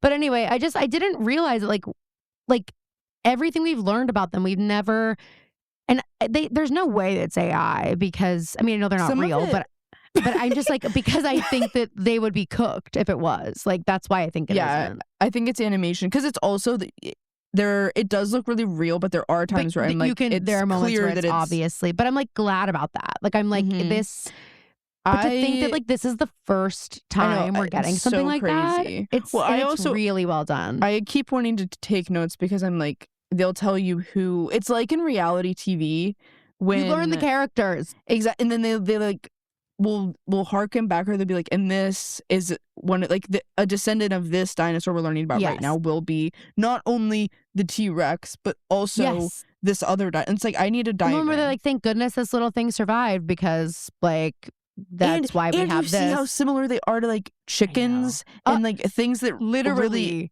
well, and just like watching evolution happen in real time, or like the one animal, like by the time that, I don't remember what, it was like the trees and everything were so dense because of all the rain that the animals, the light wasn't hitting the ground, so there was no foliage on the ground. They couldn't get any, and they are not climbers, and they're so tired and they can't climb to get the food, and they die. So they evolved to have these super long necks so that then they can get, like, it's just interesting. I understand it on paper how it all works. But I still don't really understand. I get that it's like, okay, one creature at one time was born with kind of a longer neck, a mutation that helped it survive better. But I'm like, I still don't understand how the genetics. I think about that all the time, and I guess that's what also like trips me up so much, because I'm like, it's literally happening over millions of years. And also, what about like when there is an animal that's slightly smarter? Like, there's not actually a physical difference between like in the, I think it's in the first episode, those little things that are running away on the beach, and only one of them survives. Yes, it's like, but that she was just a little bit smarter than the other people that she was just born with. That's not a physical difference. And is that genetic? Is that survival instinct? And I think some of those are like passed down, like you teach it. You know what I mean? Like there's true, the nature versus nurture aspect of it, and like. It's so interesting. It's so interesting. And I'm like not one to like really care that much about history. But I literally had before I even knew it was Morgan Freeman and Steven Spielberg, I had a reminder set for this. I was my God. I had my Friday planned. I was like, I am going to be posted up. It's so fun to watch. And every tweet I see about it is so funny, because people are like, I like that we all collectively know there's only one way to watch this. And it's like, no, literally, like, Nate Archibald, so sorry. Anyway, okay. So they're all back on the steps. They all agree. But Dan's like, well, wait, hang on. And he looks at Blair and he's like, I know you have your heart set on Yale, but the skull and bones thing is a little much, don't you think? And I'm also like, I mean, number one, she's not being that crazy right now. Like, she didn't really do anything. Like, shut up. She can't go to Yale if she's expelled. Maybe, but it works every time. And Dan's like, wait, what used this happen before? What do you mean every time? Dan is giving kid brother. He is tagging along. Brother. Like, 100%. And I know they're dating, but like Serena had to bring him because like her, like, literally, the parents made her. Well, she'd be fucking in trouble if she didn't. That was clear. And so it's like he saw something he wasn't supposed to see, and now he like has to be in it. But he's like, wait, guys, wait, what? You guys have been doing things like this? So Dan's concerned, and Serena's like, she's not going to expel these people. Like, there's no way. And she's like, listen, I got you into this. I'll get you out of it. Whatever. So we go to Blair's interview with Mistress Queller. She says, I'm innocent, except for a crime of passion. One thing I'll say about Blair Waldorf, she is dying to be absolved. All she wants is to confess her sins and have somebody tell her it's going to be fine. She is just like you. She is so much like me. She's like, how about, can we talk about this instead? Because I am, honestly, you know what? I guess I'm not fully innocent. I did this thing. And are you following? Like, are you understanding what I'm saying? And she talks about her Chuck and Nate situation. And the headmistress is like, anyway, and is going through a record, and she's like, well, if Constance has a shining star, it's Blair Waldorf. I don't expect this from you. And she goes, I know. I'm the perfect one. And then Queller cuts the shit and is like, who did it? And she's like, as I said, my unfortunate participation in such a party was entirely out of character. I don't know anything about it. And that's the end of their little interview. So then we go into the hallway, and Chuck finds Nate with a heartfelt Basically a quill. letter. Might as well be a quill. I mean, if you're writing a love letter, you're writing with a quill. Even if you're writing with a ballpoint pen, I'm calling that a quill. Later, when Nate says, when he brings the letter to Blair, and he says, it's a love letter. I literally could have. I'm like, no, but it's like sweet boy Nate. But it is so funny to like. She's gonna read it. She'll know. She opens it and it's like, it's on like the like 3-line paper. It's in crayon, purple crayon on the 3-line paper when kids are learning how to write. And there's like a shadow underneath it that he's tracing, and it says, "I love you." And it's a Mother's Day card, actually. Nate. It's like a preschool Mother's Day card that he's repurposed for this. Chuck's like, oh, are you already working on the essay? And it's like, no, it's a heartfelt letter to Blair. Oh, my bad. Oh, of course. It's a heartfelt letter to Blair, of course. Why didn't you send her a postcard from Monaco, dude? Nate's YouTube search history is how to win back your girlfriend, how to manipulate your girlfriend to be with you again, how to write a heartfelt letter. Yeah. And it's like letter L, tutorial. Cursive. Yeah, cursive tutorial. He's like, and then it's like, never mind. He hands it to Blair and he's like, okay, I couldn't figure out the cursive, but I managed to do slanted letters. He's like, I think they call it italicized. He can't say it. Anyway, sorry, Nate, you're catching strays. No, he wrote it in crayon, and he did the thing where you like put the dots on every part of the letter. Yes, like, he's like connected them. He's like, I did that so I can just make sure that the No. I mean like you write a C and the dots on the letters. Yeah, I do love doing that. Little flair. Me too. Little flair. We love it. Chuck says to Nate, who spayed you? Blair doesn't even want you, which is such a funny line. Like, that's hilarious to me. And Nate's like, yeah, well, we did kiss at the pool. And Chuck wants to know every single detail. He's like, was she into it? Nate's like, of course, look at me. He's so lucky that it's Nate who, again, lights on no one's home. Because if I'm Nate, I'm like, why are like you've never cared this much about me and Blair? And I don't believe they like weren't talking about it in Monaco either. Like, yeah, you know what I mean? There's just something. And like, Chuck, you got that wasted in Monaco and you're not letting anything slip. I know. It's surprising to me. So Dan gets a call from Rufus. Rufus has been leaving him a lot of messages. He's obviously pissed off. Dan's like, obviously, I regret it. And Rufus is like, yeah, well, you need to cooperate. Like, these other kids are going to look out for themselves. You need to do the same thing. At which point, Lily Vanderwoodson shows up at Rufus's gallery. Now, I just want to say, this is your first stop after coming back from South Africa with basically your fiance. Rufus's gallery is your first stop. That's crazy. It's crazy work, Lil. Couldn't be me. Maybe a phone call first. Well, yeah, a phone call I think would suffice. She tells Rufus that Bart proposed and she's going to say yes, and that she wanted him to hear it from her. She apparently didn't get his courtyard message until she was on the plane. And Lily is like, honestly, I think rightfully annoyed though. Like when she lays it out like this, I am like, Rufus, what do you expect? Like you have been giving her the runaround and the yo-yo treatment. Like you've been like, I want to be with you. Just kidding. Now my wife's back. No, I know. I want to be with you anyway. And like, it's like, it is a little bit ridiculous. And they just kind of both agree or not. It's not, I don't know. She ends up leaving. She's like, I'm going to be with Bart. And like, I'm done with this. And Rufus is like, good riddance. And so, well, it's similar to the comment that he made last time at the bazaar with Allison, where he says about Bart, he's like, well, I'm sure it'll be great. You'll have your 5-star restaurants and your private jets, enough for a lifetime. Every comment and it's like goes back to that. And I think he's just trying to make himself feel better. He's like, she's too materialistic. Mm-hmm. But it's like, if you love her as much as you do, I don't understand why you talk to her like that. Because also, it's not like she's marrying. I think it's more for convenience to marry someone that's in her social circle. Rather, she's not marrying for money right now. No, like, she's good. Also, it's like whether or not she marries Bart, that's her life. And you know that. And you know that. So like, stop acting like she's like changed or like father, this like isn't son. who she is. Like she was actually born into this life. Like it's and now she has children that are also born into this life. So it's also like she can't just like up and leave this life whenever she wants. Right. Because now she's got kids who like she needs to help them, whatever. So Dan and Vanessa are in Blair's elevator. They're going up. Two things. Again, Vanessa, you don't go to the school. Yes, I was just about to say. One, I know Vanessa is, what was I just going to say? Oh, I know Serena's already at this party or this get together.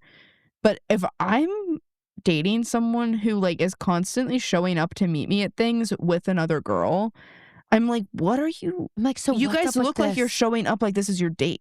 Like that's what it Yes. looks like every time you walk out of the elevator with Vanessa. And Which not is to exactly how Vanessa wants it to look. And not to mention, she's a fucking freak who has a camera in her hand all the time.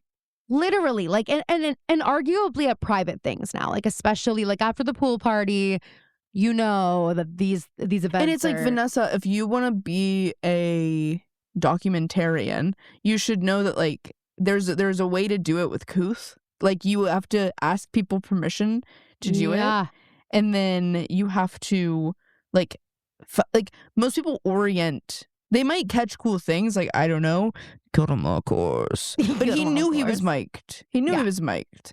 It's just like she's not also, no offense, it's not Vanessa, clocking to her. It's not clocking to her. No, but another thing with this is that like I don't know that this grant you're applying for, like, is this the most compelling possible story, really? Like, why don't you tell a story that, like, matters? I don't know. Like, these just, like, if you're really trying to win this grant money and the stakes are as high as you're saying they are, really, is this the story? Like, it's kind of, like, on the nose, I feel like. It's just, like, such an obvious thing. And like also, if you are doing this story and your whole thing is that like he's going to descend into the bowels of hell, then you're basically expecting and or hoping something terrible happens. Like you are wanting what is going to be what's the plan here? What's the grand finish of the documentary? Something awful happening? Well, okay, so then you're excited for whatever that is, and like for your friend to end up in like, I'm just like, you're going to like profit off of that, and like that's how weird you to know me. that she is. Like, go do research and really put together a documentary that can win you a grant. Vanessa. You're not. That's another. No. If the stakes are so high, you're just like carrying the camera around, seeing what you can get. Yeah, like that's you're not like. You're just storyboarding this. It's your first documentary you've ever done, and you're like, I'm probably gonna win this. It's like, again, the stakes are so high. Like, it's not like she's trying to get a scholarship for college and like she's got time she can apply to other things. It's like, this is so she can stay in New York and pay her rent. I just feel like we could do different things. Anyway, so Vanessa's like, before we get up here, I need to show you this clip from my film, and it's the clip of Chuck taking the key. So now Dan thinks that like Chuck has had the key. This is whole Chuck's thing. And he's like, we're here at Blair's to write our essays, but everybody is partying, obviously. And we have two vests in this scene. We've got Serena wearing a beige vest, and we also have Blair wearing a vest. And Serena wears a vest again later. I know, she is with the vests today. I really like Chuck's outfit in this episode, in this scene. I knew you would. It's such a Phoebe episode. I mean, Phoebe I think he and it's so well like fitted to him. When he's laying there and you see the quality of the jacket, I was like, you're like, oh my God, I have a chills. The quality, and I liked the way that they did his hair. She was very like 60s, okay, you were late lusting 60s. after Chuck Bass. I did not expect this from you. Here's what I was just gonna say right after. Okay. His face just doesn't do it for me. No, his face doesn't do it for me either. It doesn't do it for me. He's so much hotter now. Like yes. Ed Westwick is hot, but Chuck. The way they styled his face it just doesn't. Well, and like honestly, this is like we're pointing out this good outfit because it is so rare.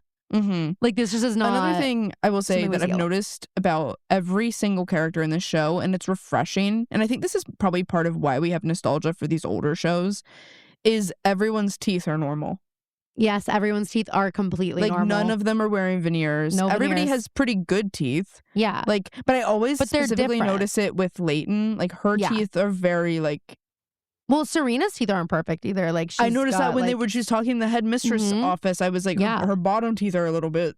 Well, and one of her top teeth sort of as someone with crooked bottom teeth to wear their retainer.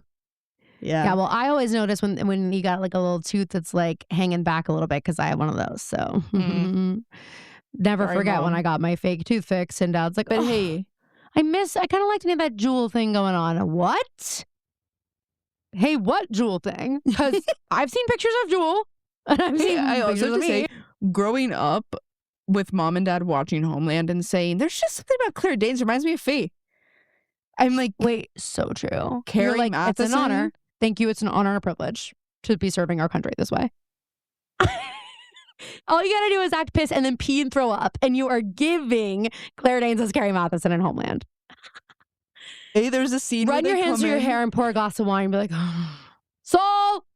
where there's a scene where they come in and sing her happy birthday, and she's standing there and she's just like, It's like, I can't stand still. I can't stand still. Thanks, guys. she is so I actually laughed out loud during that scene where she's standing around while they sing her happy birthday, and she like doesn't know what to do with her hands. She's like, can we get back to work? She's fiending. She's like, my Adderall's gonna wear off. Can we get back to work? Guys, if you guys aren't watching, you need to, and just watch it through the lens of that's Spencer. Hastings. That's our girl Spence. So Vanessa's filming everyone. Blair looks at her. I thought I told you couldn't film me. Like, fucking loved it. It's giving, honestly, Blake Lively in A Simple Favor. Delete that. Yeah, Delete that. I thought I told you couldn't film me. I would have, but if I'm Blair though, I would have knocked the damn camera out of her hand. So honestly, she was like, she you're was nicer in than me. someone's home. Literally, like, what is wrong with you, psycho? And you again weren't invited. Don't go to the school. It's a private matter, babe. Like, I can't. So Blair pulls Serena aside and she's like, so what the fuck is up with Vanessa? Get her out of here. She's obviously doing this to get close to Dan. And Serena tells her about the grant money. So now that's out there. Chuck, laying on the couch, like dangling the key as though it's like a pendulum and he's a hypnotist. And suddenly Dan is like turned, like turbocharged. He's like, let me at him. Let me at him. Dan's like, yo, I'm putting that key through your eye socket. I have the strength. I've been writing a lot today and I have a hand cramp. That's what Dan said. He writes with the way that a lot of celebrities do have to sign things, where he like the ergonomic super way. loose. Yeah. Because they hold it like so as this. not to get hand cramps. So it's like completely perpendicular to the surface, and it's supposed to not hurt your hand as much. Interesting. Good to know. But Okay, that's I'll start definitely doing how it. Dan writes. Since I am a celebrity, of course. If I wasn't a celebrity, would you still want to be with me? Okay. Celebrity, NSYNC. Grow up. So Blair snatches the key away as Nate enters with his love letter. And this is when Dan, goes up to Chuck and he's like, you need to tell the truth. Chuck, great line. He goes, whatever happened to don't speak unless spoken to? And I'm sorry. like, he barely looks up from his chest. Literally. Says that to him. Whatever happened to don't speak unless spoken to? And then Dan's like, I know you've got the key and I saw you with it at the party. And Chuck goes, poor little Humphrey Dumpty. And he's just like, basically, you don't get it. Like, shut the fuck up. And he explains the situation to Dan. He's like, we come from different worlds. If I am suspended or expelled, a wing is donated in the Bass name. Did you catch that when they come up the elevator, Vanessa goes, she like turns on her camera. She goes, Blair's evil lair. No. I'm actually pissed, and thank God you said that because I will be finding that frame and posting it in the pics. Blair's evil lair, of course. Oh my God. She's like, sorry, I've been hanging out with my cousin, and she says the word lair all the time. I don't know what she's talking about. She says it all the time. I think it's what she calls her room. She keeps saying A's lair. She keeps saying like it's A's lair. Her name's Aria, so like that makes sense. And she's so self-involved, it's crazy. So it honestly, totally it's tracks. like Aria. Honestly, she'd make a good documentary. Maybe I should go to Rosewood and start filming. I wonder what's going on. Probably nothing. It's probably not that exciting. Probably nothing in that nothing town. In suburbia, yeah, right. I'd rather die. So Chuck's like, in case you're wondering, narc, I only took the key from the party to hide it so he didn't all get blamed, including you. And that is what I'm saying about Chuck. Like Chuck is giving I Protect the Family a little bit in this episode. Like a little bit. There are multiple instances, and this is one of them. Like, Dan, he actually did do that for you as well, believe it or not. She goes up to her room, puts the key in the drawer, but we notice that she takes the keychain or the like string that was attached to it, and it's on, or kind of falls off of it onto her desk. And so that's important for later. She sits and Nate has followed her upstairs, and he walks in like a kid who's just thrown up. It's 2 a.m. Or actually, what it's really giving is like the kid on the playground who's like the boy like picks a flower and he walks over to the girl. Yeah, he wants to give it to the girl, but he's like not has happy to about act it. nonchalant about it. He's like, I got you this. Except, guys, what I will say, my elementary school boyfriend for Valentine's Day, I remember he cut out a paper heart, a big one, watercolor painted it. A big one, by the way. Watercolor painted it and wrote, Phoebe, you are the music in me.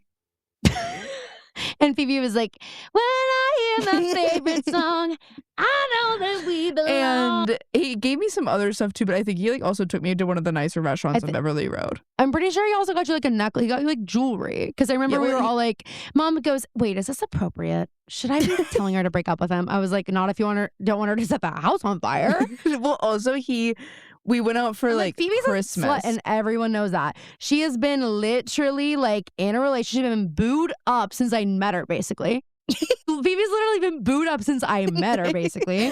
That's what I loved about the TikTok one of the TikToks I sent you today, that was the guy saying, I came out of the womb fiercely loyal to my mother. Yeah, obsessed with her. Yes, I know. And I'm just saying, if Caroline does ever have her gay son, that will be how he speaks about her. And he better. It's going to be like, you're going to be mom, but to his friends, you're going to be mother. I'm going to be mother. I'm going to be mother down. But the other video you sent me of, speaking of gay sons, of the other gay son, and his little dance, and he goes, he's the one looking. And the comments were just so, this is what I mean when I say I want a son. Someone commenting, wait until you find out that's his room.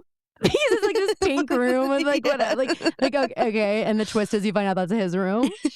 I had that thought while I was watching, and also thinking of his sister. But I almost wish there was a GoPro on the camera facing the sister as I need a double perspective because shot. she's like grinning ear to ear, like locked in, doing her like. But his face, what's funny? Like it's not a joke. Like it's called stone faced. It's giving Lily doing Terrors of the Whore. Well, yeah, and then if someone stop laughing, it's not funny. It's actually sad. It's actually a sad story. It's literally, but none of you have hearts. None of you have hearts, so you don't know that. It's also scary. If you're paying attention, you should be on the edge of your seats a little bit scared. She takes out a pin and says "Allied to sex workers," because it's Terrors of the Whore. She's thinking, by the way, didn't see any of you showing up wearing one of these. So canceled. We all think she's just accidentally saying whore instead of horror, but actually we're just misunderstanding she writes the project. It out, perfect cursive. We're like, what the fuck? And it says whore, clear as day. And we're like, well, okay, this changes things. All right. So she takes the love letter from Nate, but she doesn't open it. She's like, it's you see her, she wants to take it. She wants to enjoy these moments with Nate so bad, but she's just so scared. So she's like, a hostess can't hide in her room. What's unladylike? And she leaves Nate in the room, and he sees the key in her drawer. So now he thinks she had the key. So Serena has made a quiet study area for her and Dan, but Dan's like, I'm leaving. And he goes, none of you guys are taking this seriously because you don't have to. And we're not in the same boat. And Vanessa is fucking filming everyone. Like, it's out of control. I'm pretty sure someone screams at Vanessa to stop filming. And then Dan's like, Serena, do you know who it is? And she doesn't respond. And he's like, I can tell that you know. Why won't you say anything? At which point, Blair comes downstairs. She's stopped by Chuck, who's like, you need to drop your fucking Nate habit. Like, stop this now. I'm going to tell him. And Blair's like, you know what? Just tell him. It's giving Lucy tell me lies. Just tell him. I'm sick of this. Just fucking tell him. I don't care. It's not like he's going to believe you anyway. Oh my God, yeah. And Chuck's I think like, Stephen DeMarco watched this episode. Stephen DeMarco watched this and was like, how much farther can I take this? So Chuck's like, well, now Lucy. I have proof. Well, I know. I want to watch it again. Chuck's like, I have proof now. Turns to Vanessa, says, good eye, docu girl. I'll take the tape now. Docu girl. We've got she loved Humphrey Dumpty and docu girl. The dynamic duo. That is what is going to be. It's going to be Vanessa, docu girl, Abrams in the credits. Absolutely. Better be. Fucking better be. And then Blair's like, oh my God, you knew she was watching. So I'm like, also, Vanessa, did you like accept a tip from Chuck? Like, hey, you're going to want to get this. And like, you play nice when it works for you. Like, I get it. And Blair looks at Vanessa and says, this is my house. Give me the tape. Chuck grabs Vanessa's arm to try to stop her. But it's not like he isn't like, it's not really like aggressive, but he does like grab her arm. And Dan's like, you coming to claim, you black eye, big guy? Caroline, the I way haven't forgotten. Let me warm up my brass knuckles. the way That's I Dan. was about to do what Dan did, but I knew you were gonna do that accent, and I No, you didn't. I just decided to hold back because yes, How'd I you know did. that? Because that's how Phoebe? you do things. You better tell me how you knew that. Phoebe, you better look at my eyes and fucking tell me how you knew that. Phoebe, Fucking psycho. I'm actually scared. Phoebe, you're freaking me out. Phoebe, I honestly shivers down my fucking spine. How did you know that? Just tell us. Anything you can say to me, you can say right to my peeps. Just tell me how you knew. I even wrote it sort of in that accent in my notes so that I wouldn't forget to have that moment. So I'm glad that we both Drama's were on proud. the same page. Downstairs, Drama is like Drama's actually down there in his notes. And when I go down, he'll be like, I want to talk about your Brooklyn accent. A little bit offensive, mama. That's what he'll say to me. Mama, a little bit offensive, and I forgive you. Totally forgive you, but a little bit offensive for me, if you ask me. By the way, on my birthday, I kind of want stilettos with red bottoms. Like my hair. Okay. Anyway, but oh, by the way, I haven't told you about Chuck's birthday party theme yet. Have why I got the text. Oh, you did? That it's Sprite themed? Yeah. Okay. Yeah, Chuck's birthday party is going to be themed Sprite this year. I hope I can come. I don't know. We'll Well, see. it won't be on his actual birthday because famously I am officiating a wedding that week. So, I know, but I don't know where I will be. well, then we've given you a lot of notice, so make your plans. It'll be lemon lime themed. Come dressed appropriately. We will have, a Sprite tasting bar, every kind of Sprite you can imagine. And Chuck is really nervous to have his first taste of Sprite at 5 years old, but he thinks he's ready. And we'll make Drama wait till he's 5 too. But Drama has no interest. He just wants wine. So we're like, okay. Anyway, my 5th birthday party is themed Pinot Noir. Okay, Drama. I'm like at work. Can you go away? Okay, so anyway, Dan and Vanessa are now going to leave. And Gossip Girl says, now that Sex and Lies have been caught on videotape, V's documentary just became the most anticipated new release of the year. Blair's eye literally twitching as they leave. It's so good. Dan, where do your alliances lie? I have a lot of questions about Gossip Girl and Dan in this episode. I have a lot of things that just made me raise my eyebrows a bit. Okay, Dan does give he is so loyal to his project that is Gossip Girl that he is like, I have to, in order for it to be, it would be weird if Gossip Girl didn't talk about this that's happening. So he's like, I need to, for the art, for the sake of the art. For the art, I hate it. It hurts me, of course. Just like it'll hurt me to talk about someone else sleeping with my sister. But again, sometimes work is more important. Sometimes work comes first. Sorry, guys. So at the palace, Rufus has come to see Lily. I actually think this might be, is this where the jet, or he already did the jet line, right? He already did the jet line, yeah. And he is like, Lil, why'd you really come to see me? Because I am aged regret. up. Yeah, he's like, I'm aged up and I want to let's freaking go time. And I can't do this hot and cold thing. I can't. I can't do this because I'm hot. I'm running hot, babe. He's like, I'm still in love with you. And Rufus says, well, what are you offering me? Because we're not 20 and on the road. And he goes, well, thank God we're not, because your mother made this decision for you. And he literally does just believe he's in a romance novel, because he looks there and he's like, I dare you to look at me and tell me you're not even a little bit curious. We're at the same crossroads. Claim your life this time. Live it the way you want to live it. And then he kisses her and he leaves. And it seems he's given her much to think about. That's just the vibe I'm getting from Lil. All right, good guy Nate. Good guy Nate's big moment of the episode. He comes in. Palms are shaking. Actually, no, they're not, because I feel like arms are sweaty. There's vomit on his sweater already. He doesn't understand the stakes, I don't think. He thinks that he's going to get to do the Prince Charming thing and sit there in his chair and be like, it was me.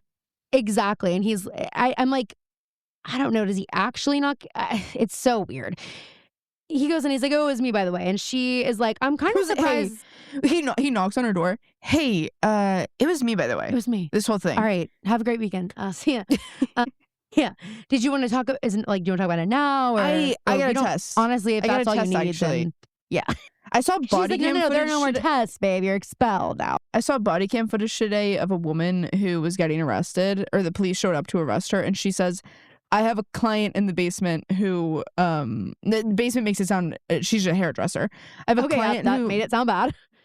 I'm about to take her, she's been sitting with bleach in her hair. Her hair will fall out if I do not go take these foils out. Will you please just let me go do that, please? Did they let her? Yes, but this is actually the best part because the police show up to arrest her. I find out later in by the comments that she broke into someone's house with a weapon and someone did leave injured. So that's like what she's guilty of. And she goes, They go there. There's like a girl fully tied up. She's like, I told you my client, and she is. But I need to make sure her roots don't show. Yeah. She's like, I actually have a client now. I was like, can you guys come back? Like, can I come to the station like later or like tomorrow? And they're like, is this real? Yes. And they're like, okay, well, how much longer do you think you have? She's like, okay, well, this girl probably like 30 minutes. Then I have a 12:30, and she's like running through her. And they're like, the police officer finally has to go, ma'am, we're arresting you. I don't know if you understand what's going on here. Like, you're under finish arrest. your bleach and tone, and let's get in the fucking car, babe. And that's exactly what happened. So, Headmistress Queller is surprised that Nate would do this after the year his family had. And she's like, I'm going to be honest, you're pretty average. Everything about you I know is that you're pretty average. Seems like you don't actually care about any of this. And so my thinking is that she understands that Nate's that kind of person. And she's like, you're the type of person that would take the fall for this because you don't care, even if you didn't do it. Whereas all these other people have, like, they genuinely care too much to do it. So, like, that's why I don't believe you, because, like, you're the only person who would do this. And so she's like, can you describe how you broke into the school? And he's like, actually, I'm one-upping you. I have the key. Yep. Bet you weren't expecting this. Puts the key on the table. She's like, and where's the keychain? He's like, keychain. Keychain. She's like, there was a keychain on here. And that's how she figures out. It wasn't I him. don't think so. I'm pretty sure. A keychain? No, Sure? no keychain here. Could have fallen off. He's like, Blair takes really good care of her stuff, so I don't think she would have lost unlike it. Blair to lose something like that. So we go outside. Blair approaches Vanessa. May I have a word off camera? So good. By the way, Vanessa is posted up outside of a high school with a tripod. She doesn't go to, and I just know that every single one of these kids is ready to sue you for filming them without their consent. Vanessa, are you? First of all, you're not at school. Number one. Number two, you're living on your own. Are you 18? What is the story here? Are you 18 How did you sign a lease? And filming a bunch of minors in front of their school with a tripod? Yeah, if you are 18, then that makes it so much worse, girl. Like, it's just so weird to me. Vanessa goes, to save you the indignity of groveling, I'll go ahead and tell you there's no way I'm giving you that tape. And it is like, Vanessa, why? Like, actually, why? Be a girl's girl for once. Do you really think that's gonna win you the grant? This, like, teenage drama? Literally, like, this is not that exciting. And they don't know who these, like, it's, I don't know. So Blair goes, I wasn't going to grovel. And the fact that you went there makes it clear you have no idea who you're dealing with. And Vanessa says, you have nothing I need, and thinks that Blair can't hurt her. And Blair's like, well, I'm not going to sign a fucking release. And Vanessa says, well, I don't actually need one because I'm not submitting it for distribution. It's like, Vanessa, I don't know, like, why she can't get it through her head that, like, this is, like, you should just stop doing this. Like, yes. Even though I know, like, Vanessa, this is what's crazy to me is, like, Vanessa shouldn't be the bad guy, all things considered, in this episode. Like, we should not be, like, rooting against Vanessa. And yet, here I am, like, put your fucking camera down, docu-girl. Yeah. Like, get it out of my face. If I'm Blair, I've already gotten physical with you. Like, get it away from me. And Caroline, another moment of us being in sync, I knew where that sentence was going as it happened. Okay, I need to start keeping you on your toes. I need to get more inventive with my storytelling. Ooh, that reminds me of another really good Mary Beth Barone joke where she said that girls become the most inventive version of storytellers when they are waiting for a text back from a man. And I was like, no, that is so true. And that actually has layers. Wait, that's so She's funny. like, girls really, I don't remember how she was like, girls really, like, become, like, their best versions of storytellers. In that time when they're waiting for a text back. That Audrey Hobart song where she's talking about being in the, she texts the guy, you, like, when you text the guy and then get in the shower, like, you're trying, like, you're, like, willing him to do it and you're in the shower and you're like, and when I come out, and if I just take a little bit longer, when I come out of here, I'm going to be greatly rewarded for my patience in the shower. Don't check it while you're wet, Caroline, don't. And yet every time you do, you're you're dripping out of the shower trying to get your phone. I'm being screamed at by mom and dad because there is a leak. And I'm like, sorry, I'm waiting for a boy to text me. We lived in a household where it was like, you dry off in the shower. Do not get an ounce of water on that floor. And honestly, you know what? They were right. We definitely learned that lesson. For a second, I thought you just meant like generally of like running a household as an adult. I was referencing like a very specific moment in both of our lives. Of course. We experienced together and we were in the trenches together. You know, I think about that all the time when I'm standing in my shower bathtub. I bet. I think about it all the time because also since Marty Supreme, I think about it all the time. Been some Marty Supreme. Well, when I was in Italy on my honeymoon and I was taking a bath, I was like, I kept thinking about it there. I was like, I'm sure it's not going to happen, but if it did happen on my honeymoon, having a bath at this hotel that is one step away from the Pantheon, like it's not ideal.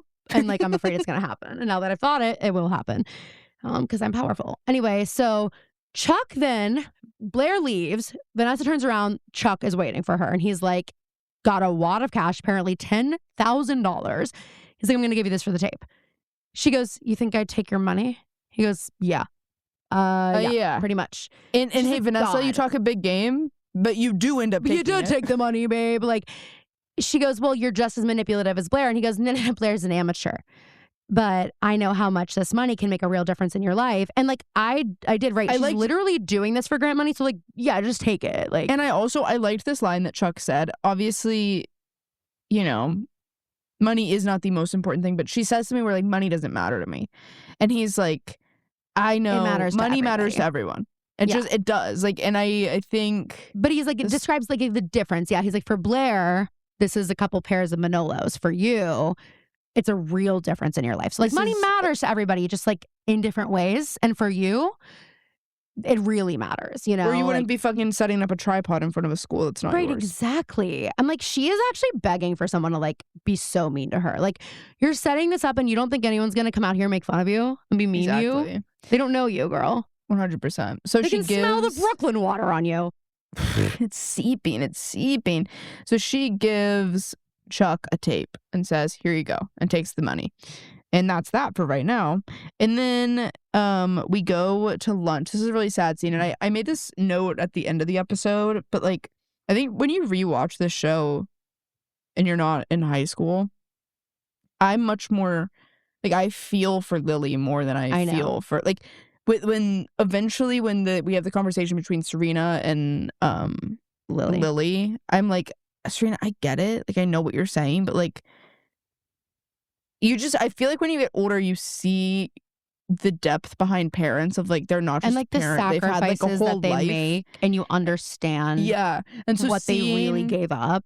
In this scene, Bart and Lily are at lunch and Bart gets up to take, first of all, Bart says like, what's on your mind? And then immediately takes a phone call and he gets up to go walk around the restaurant to do business.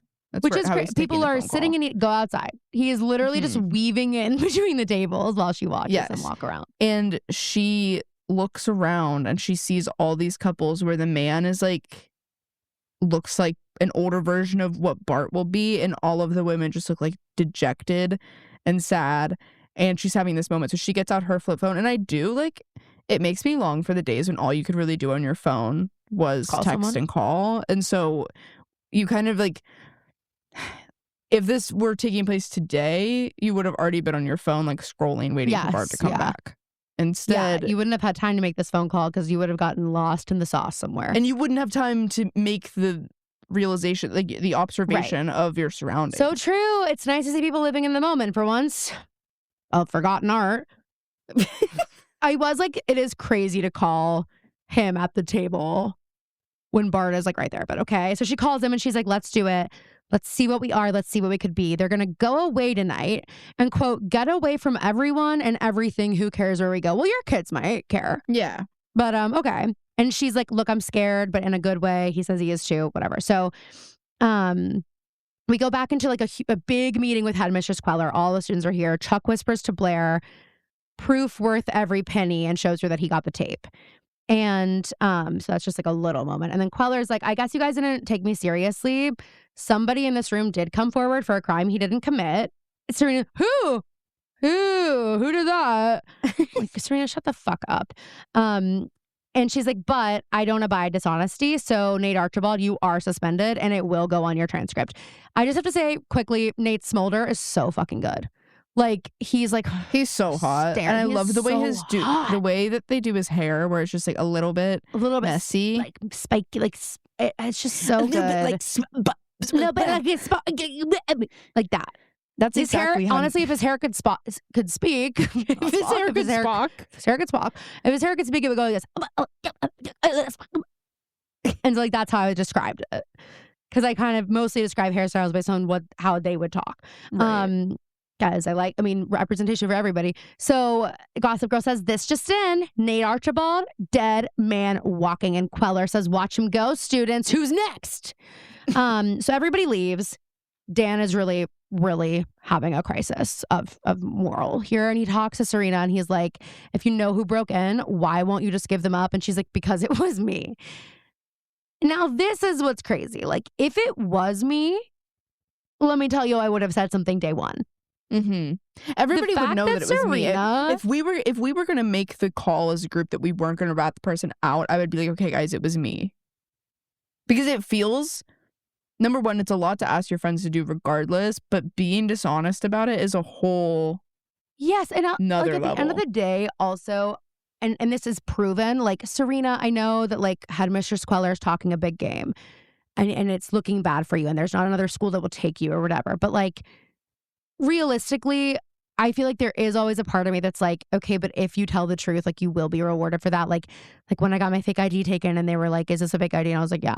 Because I was just like, I'm not going to lie. And then he was like, because you were honest, you can go. Like, that doesn't happen every time. Right. But it is true what they say. Honesty really is the best policy. And like, Serena, I'm just like, if I'm her, I'm maybe thinking in the back of my head, okay, well, if I do come forward right away, maybe they won't expel me. And if I'm really contrite and really like sorry and apologetic and I whatever, and then knowing that she's got her family as a safety net, I'm just like, for you, like, I know it seems scary, but like, this was manageable. You could have just said, like, and it does. It feels like when you go to your parents and like you've really worked up an issue, and actually by like not talking about it to anybody, you've made it the problem so much worse. And then you're talking to your parents, and they're like, if you had like just said it at the beginning, we could have fixed it. It took me way too long to learn that. Yeah. It took me literally so long to learn that with mom and dad. And then I was just like, ugh, just whatever it is, just like admit it, because they're going to find out it's going to be worse. But Serena's like, well, because Dan's like, well, why didn't you tell me? And she's like, I didn't want you to judge me, and I didn't want you to know and be in a position where you had to choose between protecting yourself or me. And I'm like, yeah, but again, if Serena, you had just fessed up to it right away, Dan wouldn't have been in that position. You would have been like, look, I did the right thing. I know you can be proud of this decision that I made, and we can move forward together as a couple, and you don't have to worry about protecting yourself, and you don't have to worry about protecting me, because I just did the right thing. Like, you know, I just think it's so annoying to me. So she explains also how she got the key. It was because she dated the swim team captain and they would hook up Dan's at the pool. like, okay, like, that's enough. Okay, TMI. Okay, TMI. Would you kiss? Oh, God, don't say it. And Dan's like, well, I think you need to tell Queller. This is crazy. He goes, I think you need to tell Queller the truth and she'll respect the honesty. Serena goes, oh, like she respected Nate's? Hey, Nate didn't tell the truth. You actually know better than anybody that Nate didn't tell the truth, because he took the fall for you, dude. Like, that was like, so yeah, funny. But like, you are who you are. And she's like, yes, Serena, so you would be being honest. And she's like, oh, okay. I guess that does feel like an important distinction. Yeah. So she's like, look, if I got expelled, like, there's not a school in Manhattan that would take me. I can't risk going back to boarding school and being away from you and Eric. And Dan's like upset, and then he gets called to Queller's office. And then we go to Nate and Blair, and he's like, Blair, I decided to fall on the sword because I found the key in your room. And it was all worth it. It was all worth it to protect you. And she's like, it's not mine, idiot. Like, and she's like, I was holding it for somebody else.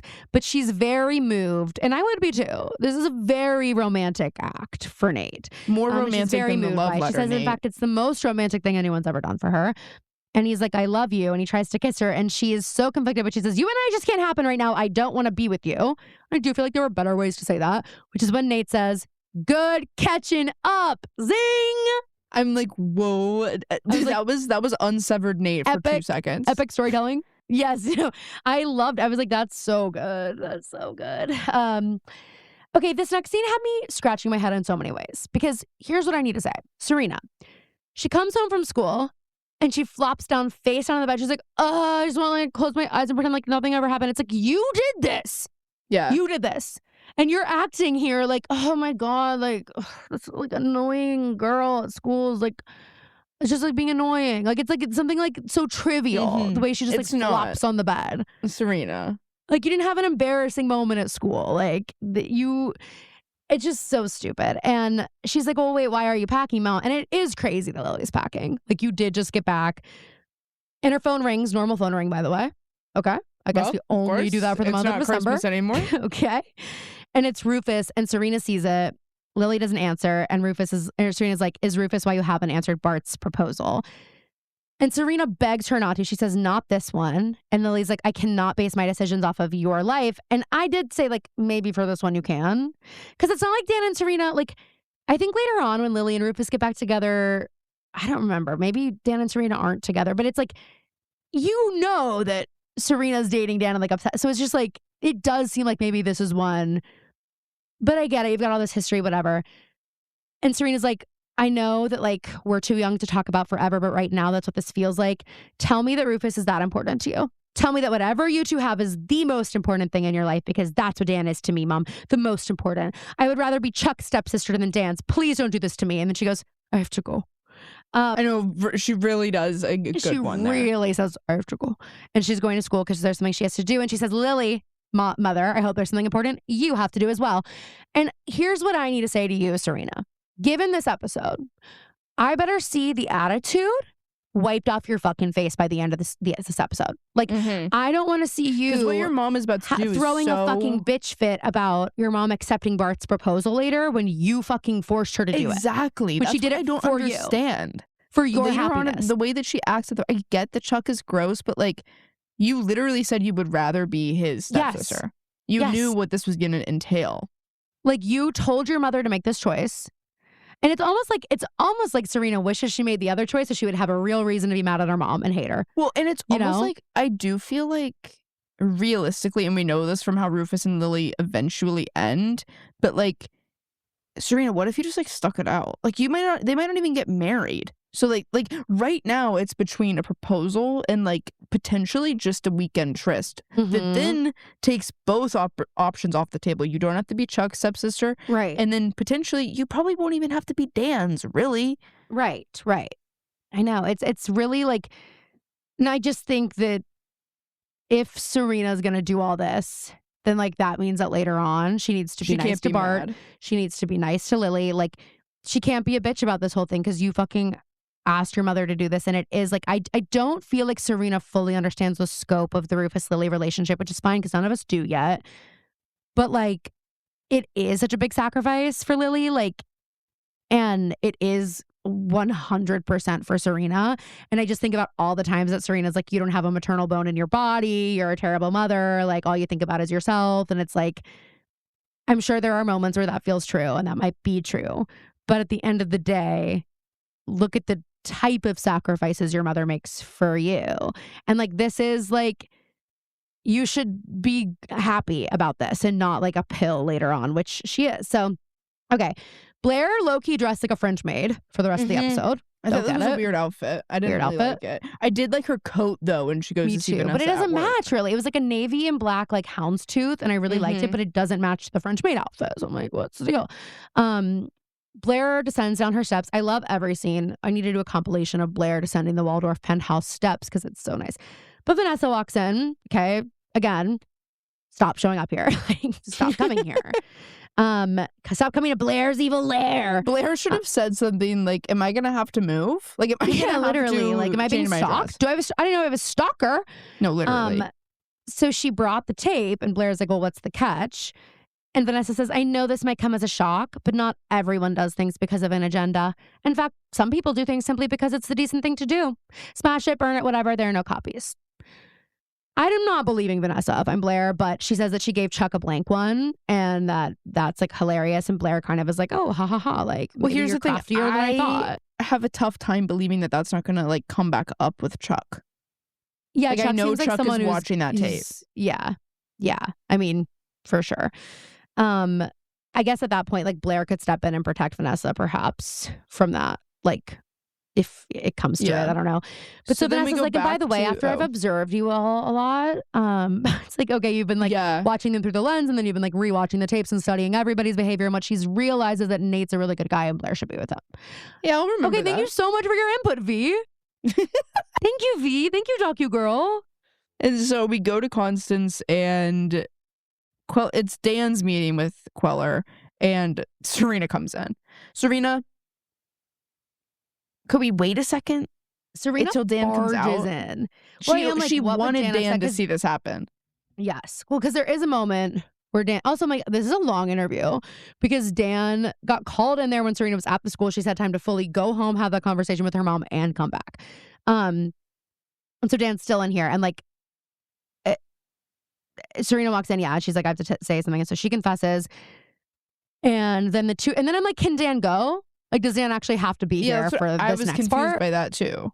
It seems like a private convo. It feels like Dan would be like, okay, Dan, Serena and I need to speak privately. Mm-hmm. But Serena, again, she's wearing another vest, which is like, okay, like your lucky outfit piece, I guess. But Serena tells Headmistress Queller, I am not the person that you see on my record, which she mentions reads more like a rap sheet.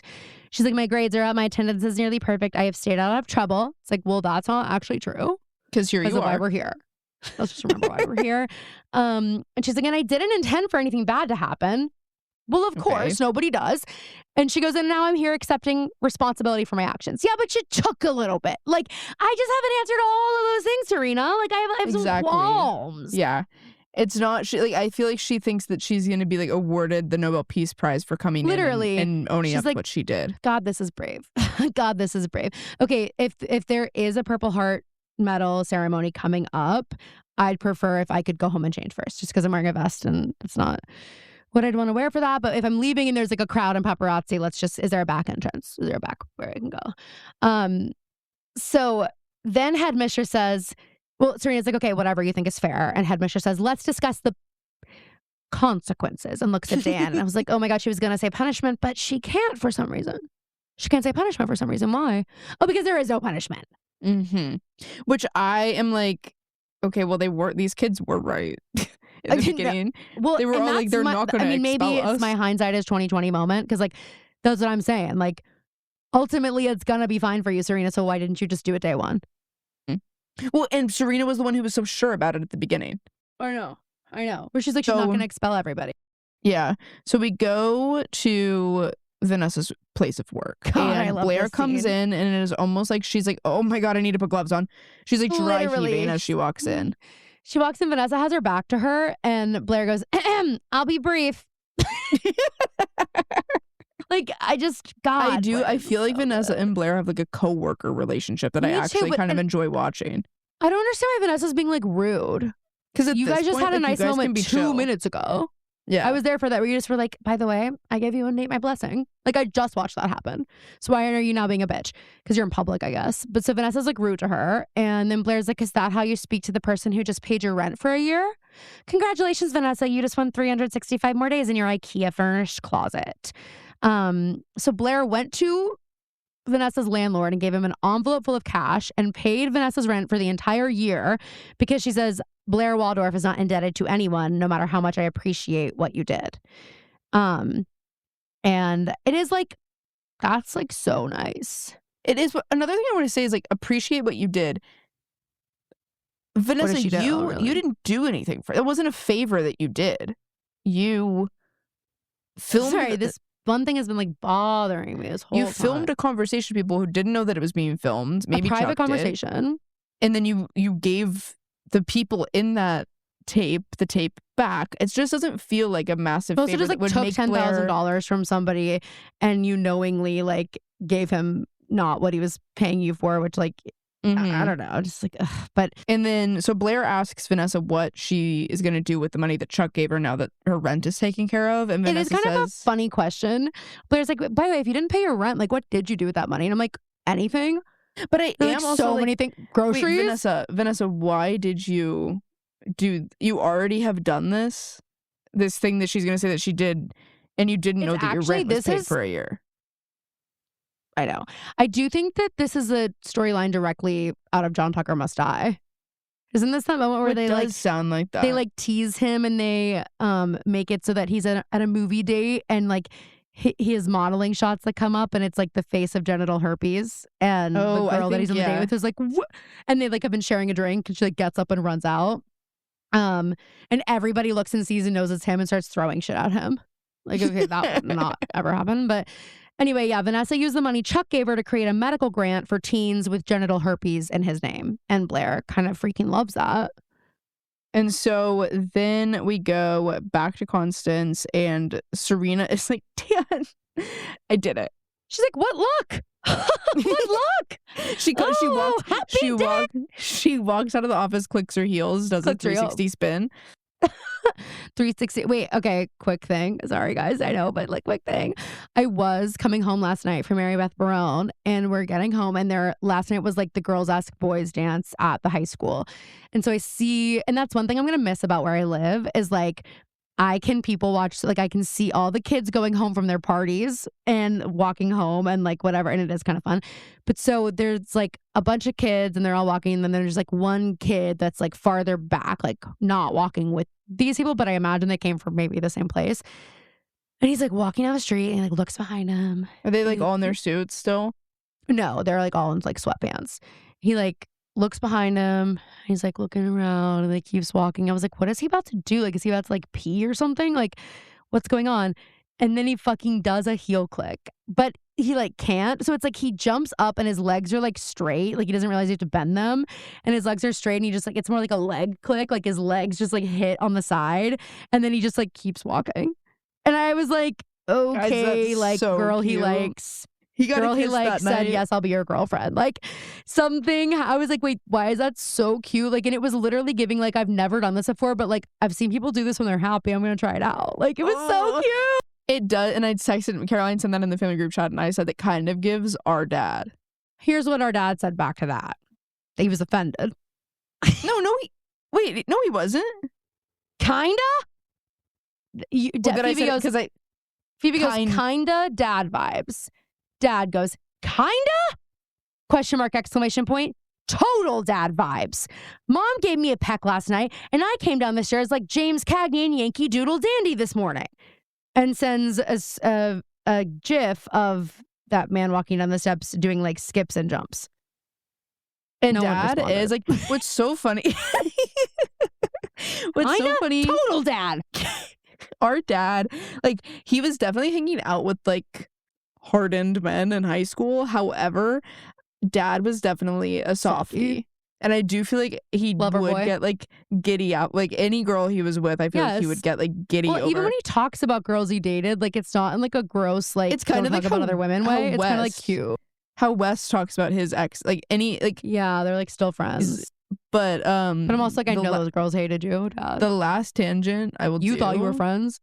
Is dad one time on a date took a girl on his boat and they went out to this like little island in like off of Boston and they caught crabs while they were out there and he brought his own little like hot plate so he could make the girl crab on this date.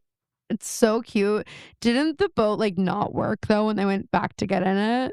I think that was a different story because one time dad went because like Gaga had like come, right? Well, I don't. What I remember is that dad was like he told Gaga, he was like, yeah, dad, like the boat is going so slow, like I don't know what's going on. And then they put it in the garage and like raised it up and the entire bottom of the boat was completely scraped because dad had been like going really fast over rocks. And I was like, and actually that story absolves me of the parking light story. When I kept being like, Mom and Dad, like my headlights are so dim. Like I swear to God, they're not even on, but like they are on and they checked and they're like, they're on, Goose.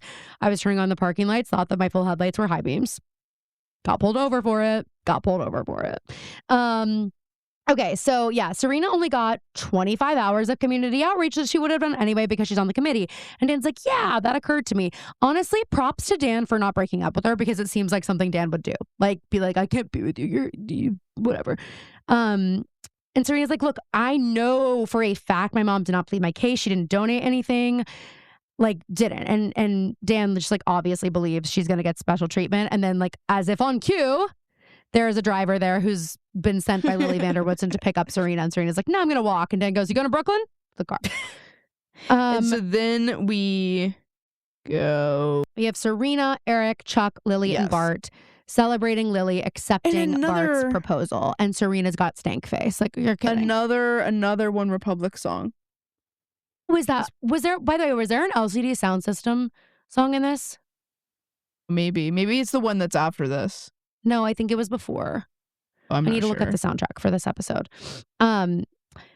Yeah, so Lily, she's accepted the proposal, and it's like, wait, what happened? What happened? Okay, we'll tell you. We get a Rufus is little waiting. slow-mo And at first we montage. think, we go to Rufus waiting on a corner of a street. And at first you think, oh my God, is she like standing him up? Where's Lil? And because that's so much worse than her just like Yes. telling him it's off. And she walks up to him. I'm also like, okay, it's January in New York. There's a convertible that Rufus has gotten for Dude, this the weekend car trip. They're was both blowing in, my mind. Neither of them are really in jackets. They don't look particularly cold. Anyway, I just noticed that one because I forgot. Well, they do Christmas have their was last love to keep episode. them warm. Well, not so fast. Well, one of them does. Lily's like, listen, you gotta understand, I can't. And Rufus is like, no, I get it. And I wrote, Serena, you better wipe that look off your face and be nice to your mother. And another thing I wanted to say is like, Lily, and I get she's an adult. Maybe she doesn't want to throw her kid under the bus or like whatever. Mom, calling Just tell him. Yeah, just tell him. But it is Just- like, would he try to convince her? Like, I wonder if she's just That's like, true. I can't, like, don't make this any harder. We just need to like, Because sometimes this I needs do to be the think- final moment. And Like, it Lily just doesn't get does. enough credit for this, and Rufus doesn't get enough flack for it. But Lily is oftentimes willing to sacrifice like her vindication or her dignity or an explanation that makes her look better for the sake of For- making things easier for someone else. And for the kids. Like, Mhm. for the kids too, totally. You know, just like, I don't know. There are a lot of things that I feel like that about. And I think that I'm also like, I wonder if Lily thinks back, because like Serena being like, I know, like, we're too young to know what forever is, but this is what it feels like. Like, I wonder if Lily is looking back on her relationship with Rufus and like when she was 20 and she's like, God, I really did think he was forever. And the only reason I didn't do it is because of my mother. And like, I remember what that felt like. And it could have been forever if I hadn't done X, Y, and Z. So like, I almost feel like because of her experience with Rufus, she like buys it a little more from Serena. Like, she's like, I'm willing to really let this be the last moment between me and Rufus because I just, if you're anything like me, I believe this could be your forever. And like, Right. if I couldn't have it, I at least want you to have it. Exactly. And then like, she also knows like Rufus would be in her life forever. And maybe that's better than nothing. I don't know. But, so then, yeah, Rufus leaves Lily in a vintage convertible buggy that I'm just baffled by. They never say a word about it. I No, could and have I'm like- missed it if I blinked. what's so funny is like I'm half convinced that could just be Rufus's car. Except for I know the price tag on that thing. I know the unless price he- tag on that thing. Unless he like refurbished it. He's had it forever. Regardless, car work is expensive. Just ask Sydney Sweeney. She'll tell you all about I it. miss that She's era. just, and by the way, she's just Sid. I miss don't call her that Sydney era Sweeney, call when her she Sid. was just like working on cars. I miss when she was just like shutting up and working on cars. You know what I mean? Anyway, but Hey, Sid, in another life, you're just a mechanic, you're babe. just a mechanic, babe. Honestly, that'd be a really good life for her. Boys, stop barking. Sorry. Can you hear him? They're kind of like ping ponging back and forth the way I they're don't know what's barking. good. Maybe they're talking. I don't know. Just get over it if you can hear it, guys. They're fighting. So we're back at the palace, and like Eric notices that Lily seems kind of unhappy. Chuck goes up to Serena. He's like, "Aren't you so happy to see our families merge, sis?" And they just have like annoying whatever. Our Let me go to Blair's room. squabble as siblings. Our first sibling squabble. Nate is in Blair's room. She invited him. And she's like, do you think it's possible for us to forgive and forget? And he's like, well, yeah, if you can forgive me, like nothing can tear us apart. And I'm like, Blair, are you going to tell him? Are you going to tell him? No. She doesn't. She tells him she loves him too. Always have, always will. And they kiss. Yes. Good for Blair. But also, Good for Blair. it will for haunt now. her forever. Yes. And so then we go back to the palace, and Bart tells Serena exactly what she doesn't want to hear. Not me about to like defend Bart Bass 2 weeks in a row. I know. Last week, me saying he was sweet with the Marlin sweatshirt, and someone's like, by the way, that wasn't sweet. And I'm like, yeah, but do you understand our reasoning though on like why it was? It's like, we know that wasn't the truth of the situation, but like Eric has said to him in passing, "Go Marlins," and Bart remembering that. Like, yes, it shows us that the relationship between Lily and Bart isn't that deep, but like that's not what we're talking about. Just in terms of Bart trying to be nice to Eric, this is him trying to be nice. And I think that with Lily and Bart, I think marriage is a crazy step that we're taking. Yes. That is, I feel like it's a business decision. Yeah. However, I do think Bark. I do think Bart is genuinely. Is genuinely like the root beer. Is genuinely smitten with Lily. Yes, I think so too. So he apologizes to Serena, or he goes, I heard about your issue at school. Frankly, I wasn't surprised given your propensity for recklessness and adventure. He tells her that he made a call and that it was harder than usual because the new headmistress is a piece of work and he had to go over her head. So that's why the charges weren't completely dropped. And then Chuck comes and sits down. This is so funny. He grabs Serena's hand. She throws it away. Mm-hmm. He literally grabs it. She's like, she doesn't even blink. He's like, she's the Meg Salter. Get me out of here. Okay, I love Meg Salter so much, but then I just do get so worried that like people don't know. Well, people definitely don't get her, but she is. It's kind of like, it's like, that's part of the beauty of her, but it's just when she says what at the SAG Awards, she about drops her thing. She oh my drops God. her. And so part of me is like, funny. Was that song? I grew a merkin. What did she say? I mean, yeah, she glued it on. Yeah. And it hurt. I'm still wearing it. I love when Jessie, say something. Say something. Please. I'm like, Jessie has no idea who she is. I'm like, that just makes it even better. People are like, I wish they had panned to Jessie. And I'm like, I think there's probably a reason they did it. They're probably honestly doing everybody a favor by not panning to Jessie. Do you think she improvised the song? The song looked like it caught the guy off I was guard. like, let's stop it. Let's stop it now. It's too long now. It's gone on too long now. Because then they're like, and the nominees. I was like, oh, I almost forgot we were introducing nominees here. Okay. Anyway, so Chuck says, I was just looking out for my family. The new Vanderwoodson Bass Library should be completed for Eric's graduation. And Bart's like, yeah, we're going to have our hands full with you and like Chuck and Serena. Ha ha ha. And she says she needs some air and leaves. And that's another moment though where I'm saying like, I know it's like annoying, but I am like, Chuck told his daddy, hey, this is a situation. Can you make it go away? And like, Serena, you're welcome. Like, you know, just like that, the like, making sure Vanessa didn't have the tape and that Chuck like wanting the tape from Vanessa, I feel like was also about protection. Like it wasn't completely about blackmail. It's like he does like, you guys don't fucking want Vanessa to have this shit. Like, I don't know. I just feel like there were a few things throughout this, like him taking the key, him, all these little things where I'm like, you know, maybe I just see some moments. Maybe I'm just brainwashed. And what's crazy to me too is Serena, you're going to leave your home, your mother's engagement party, to come to the house of the man that you just forced your mother to break his heart, essentially. And you know that. And you walk in here like you don't know that. And you're like still in a bad mood. Yeah. I don't know. And she gets in bed with Dan and she's like, Chaucer, got a test on Friday. And she like takes the pen, puts it in her mouth, and like she bites the cap to pull the pen out, and then she like spits the cap out at Dan. She's like, I'm different. I'm kooky. I'm like carefree. I'm carefree and studious. She like saw Vanessa do that at one point and she was like, oh, that's good. He'll eat that up. Oh, that's scrappy. I'm like, Aria Montgomery would croak. She'd be like, don't that. Okay, that is toxic pigeon ink. Okay, you should not have put that in your mouth, Serena. And now, I'm not responsible for what happens to you now. I'm not responsible for what happens to you now. She goes to write on paper and she's like, do I have the antidote anywhere in here? No. She goes to write on paper. She goes, and just like, I thought your saliva completely ruined the consistency. I can only get this in Scotland. Can you go catch, are you going to catch me another pigeon or who is? Because,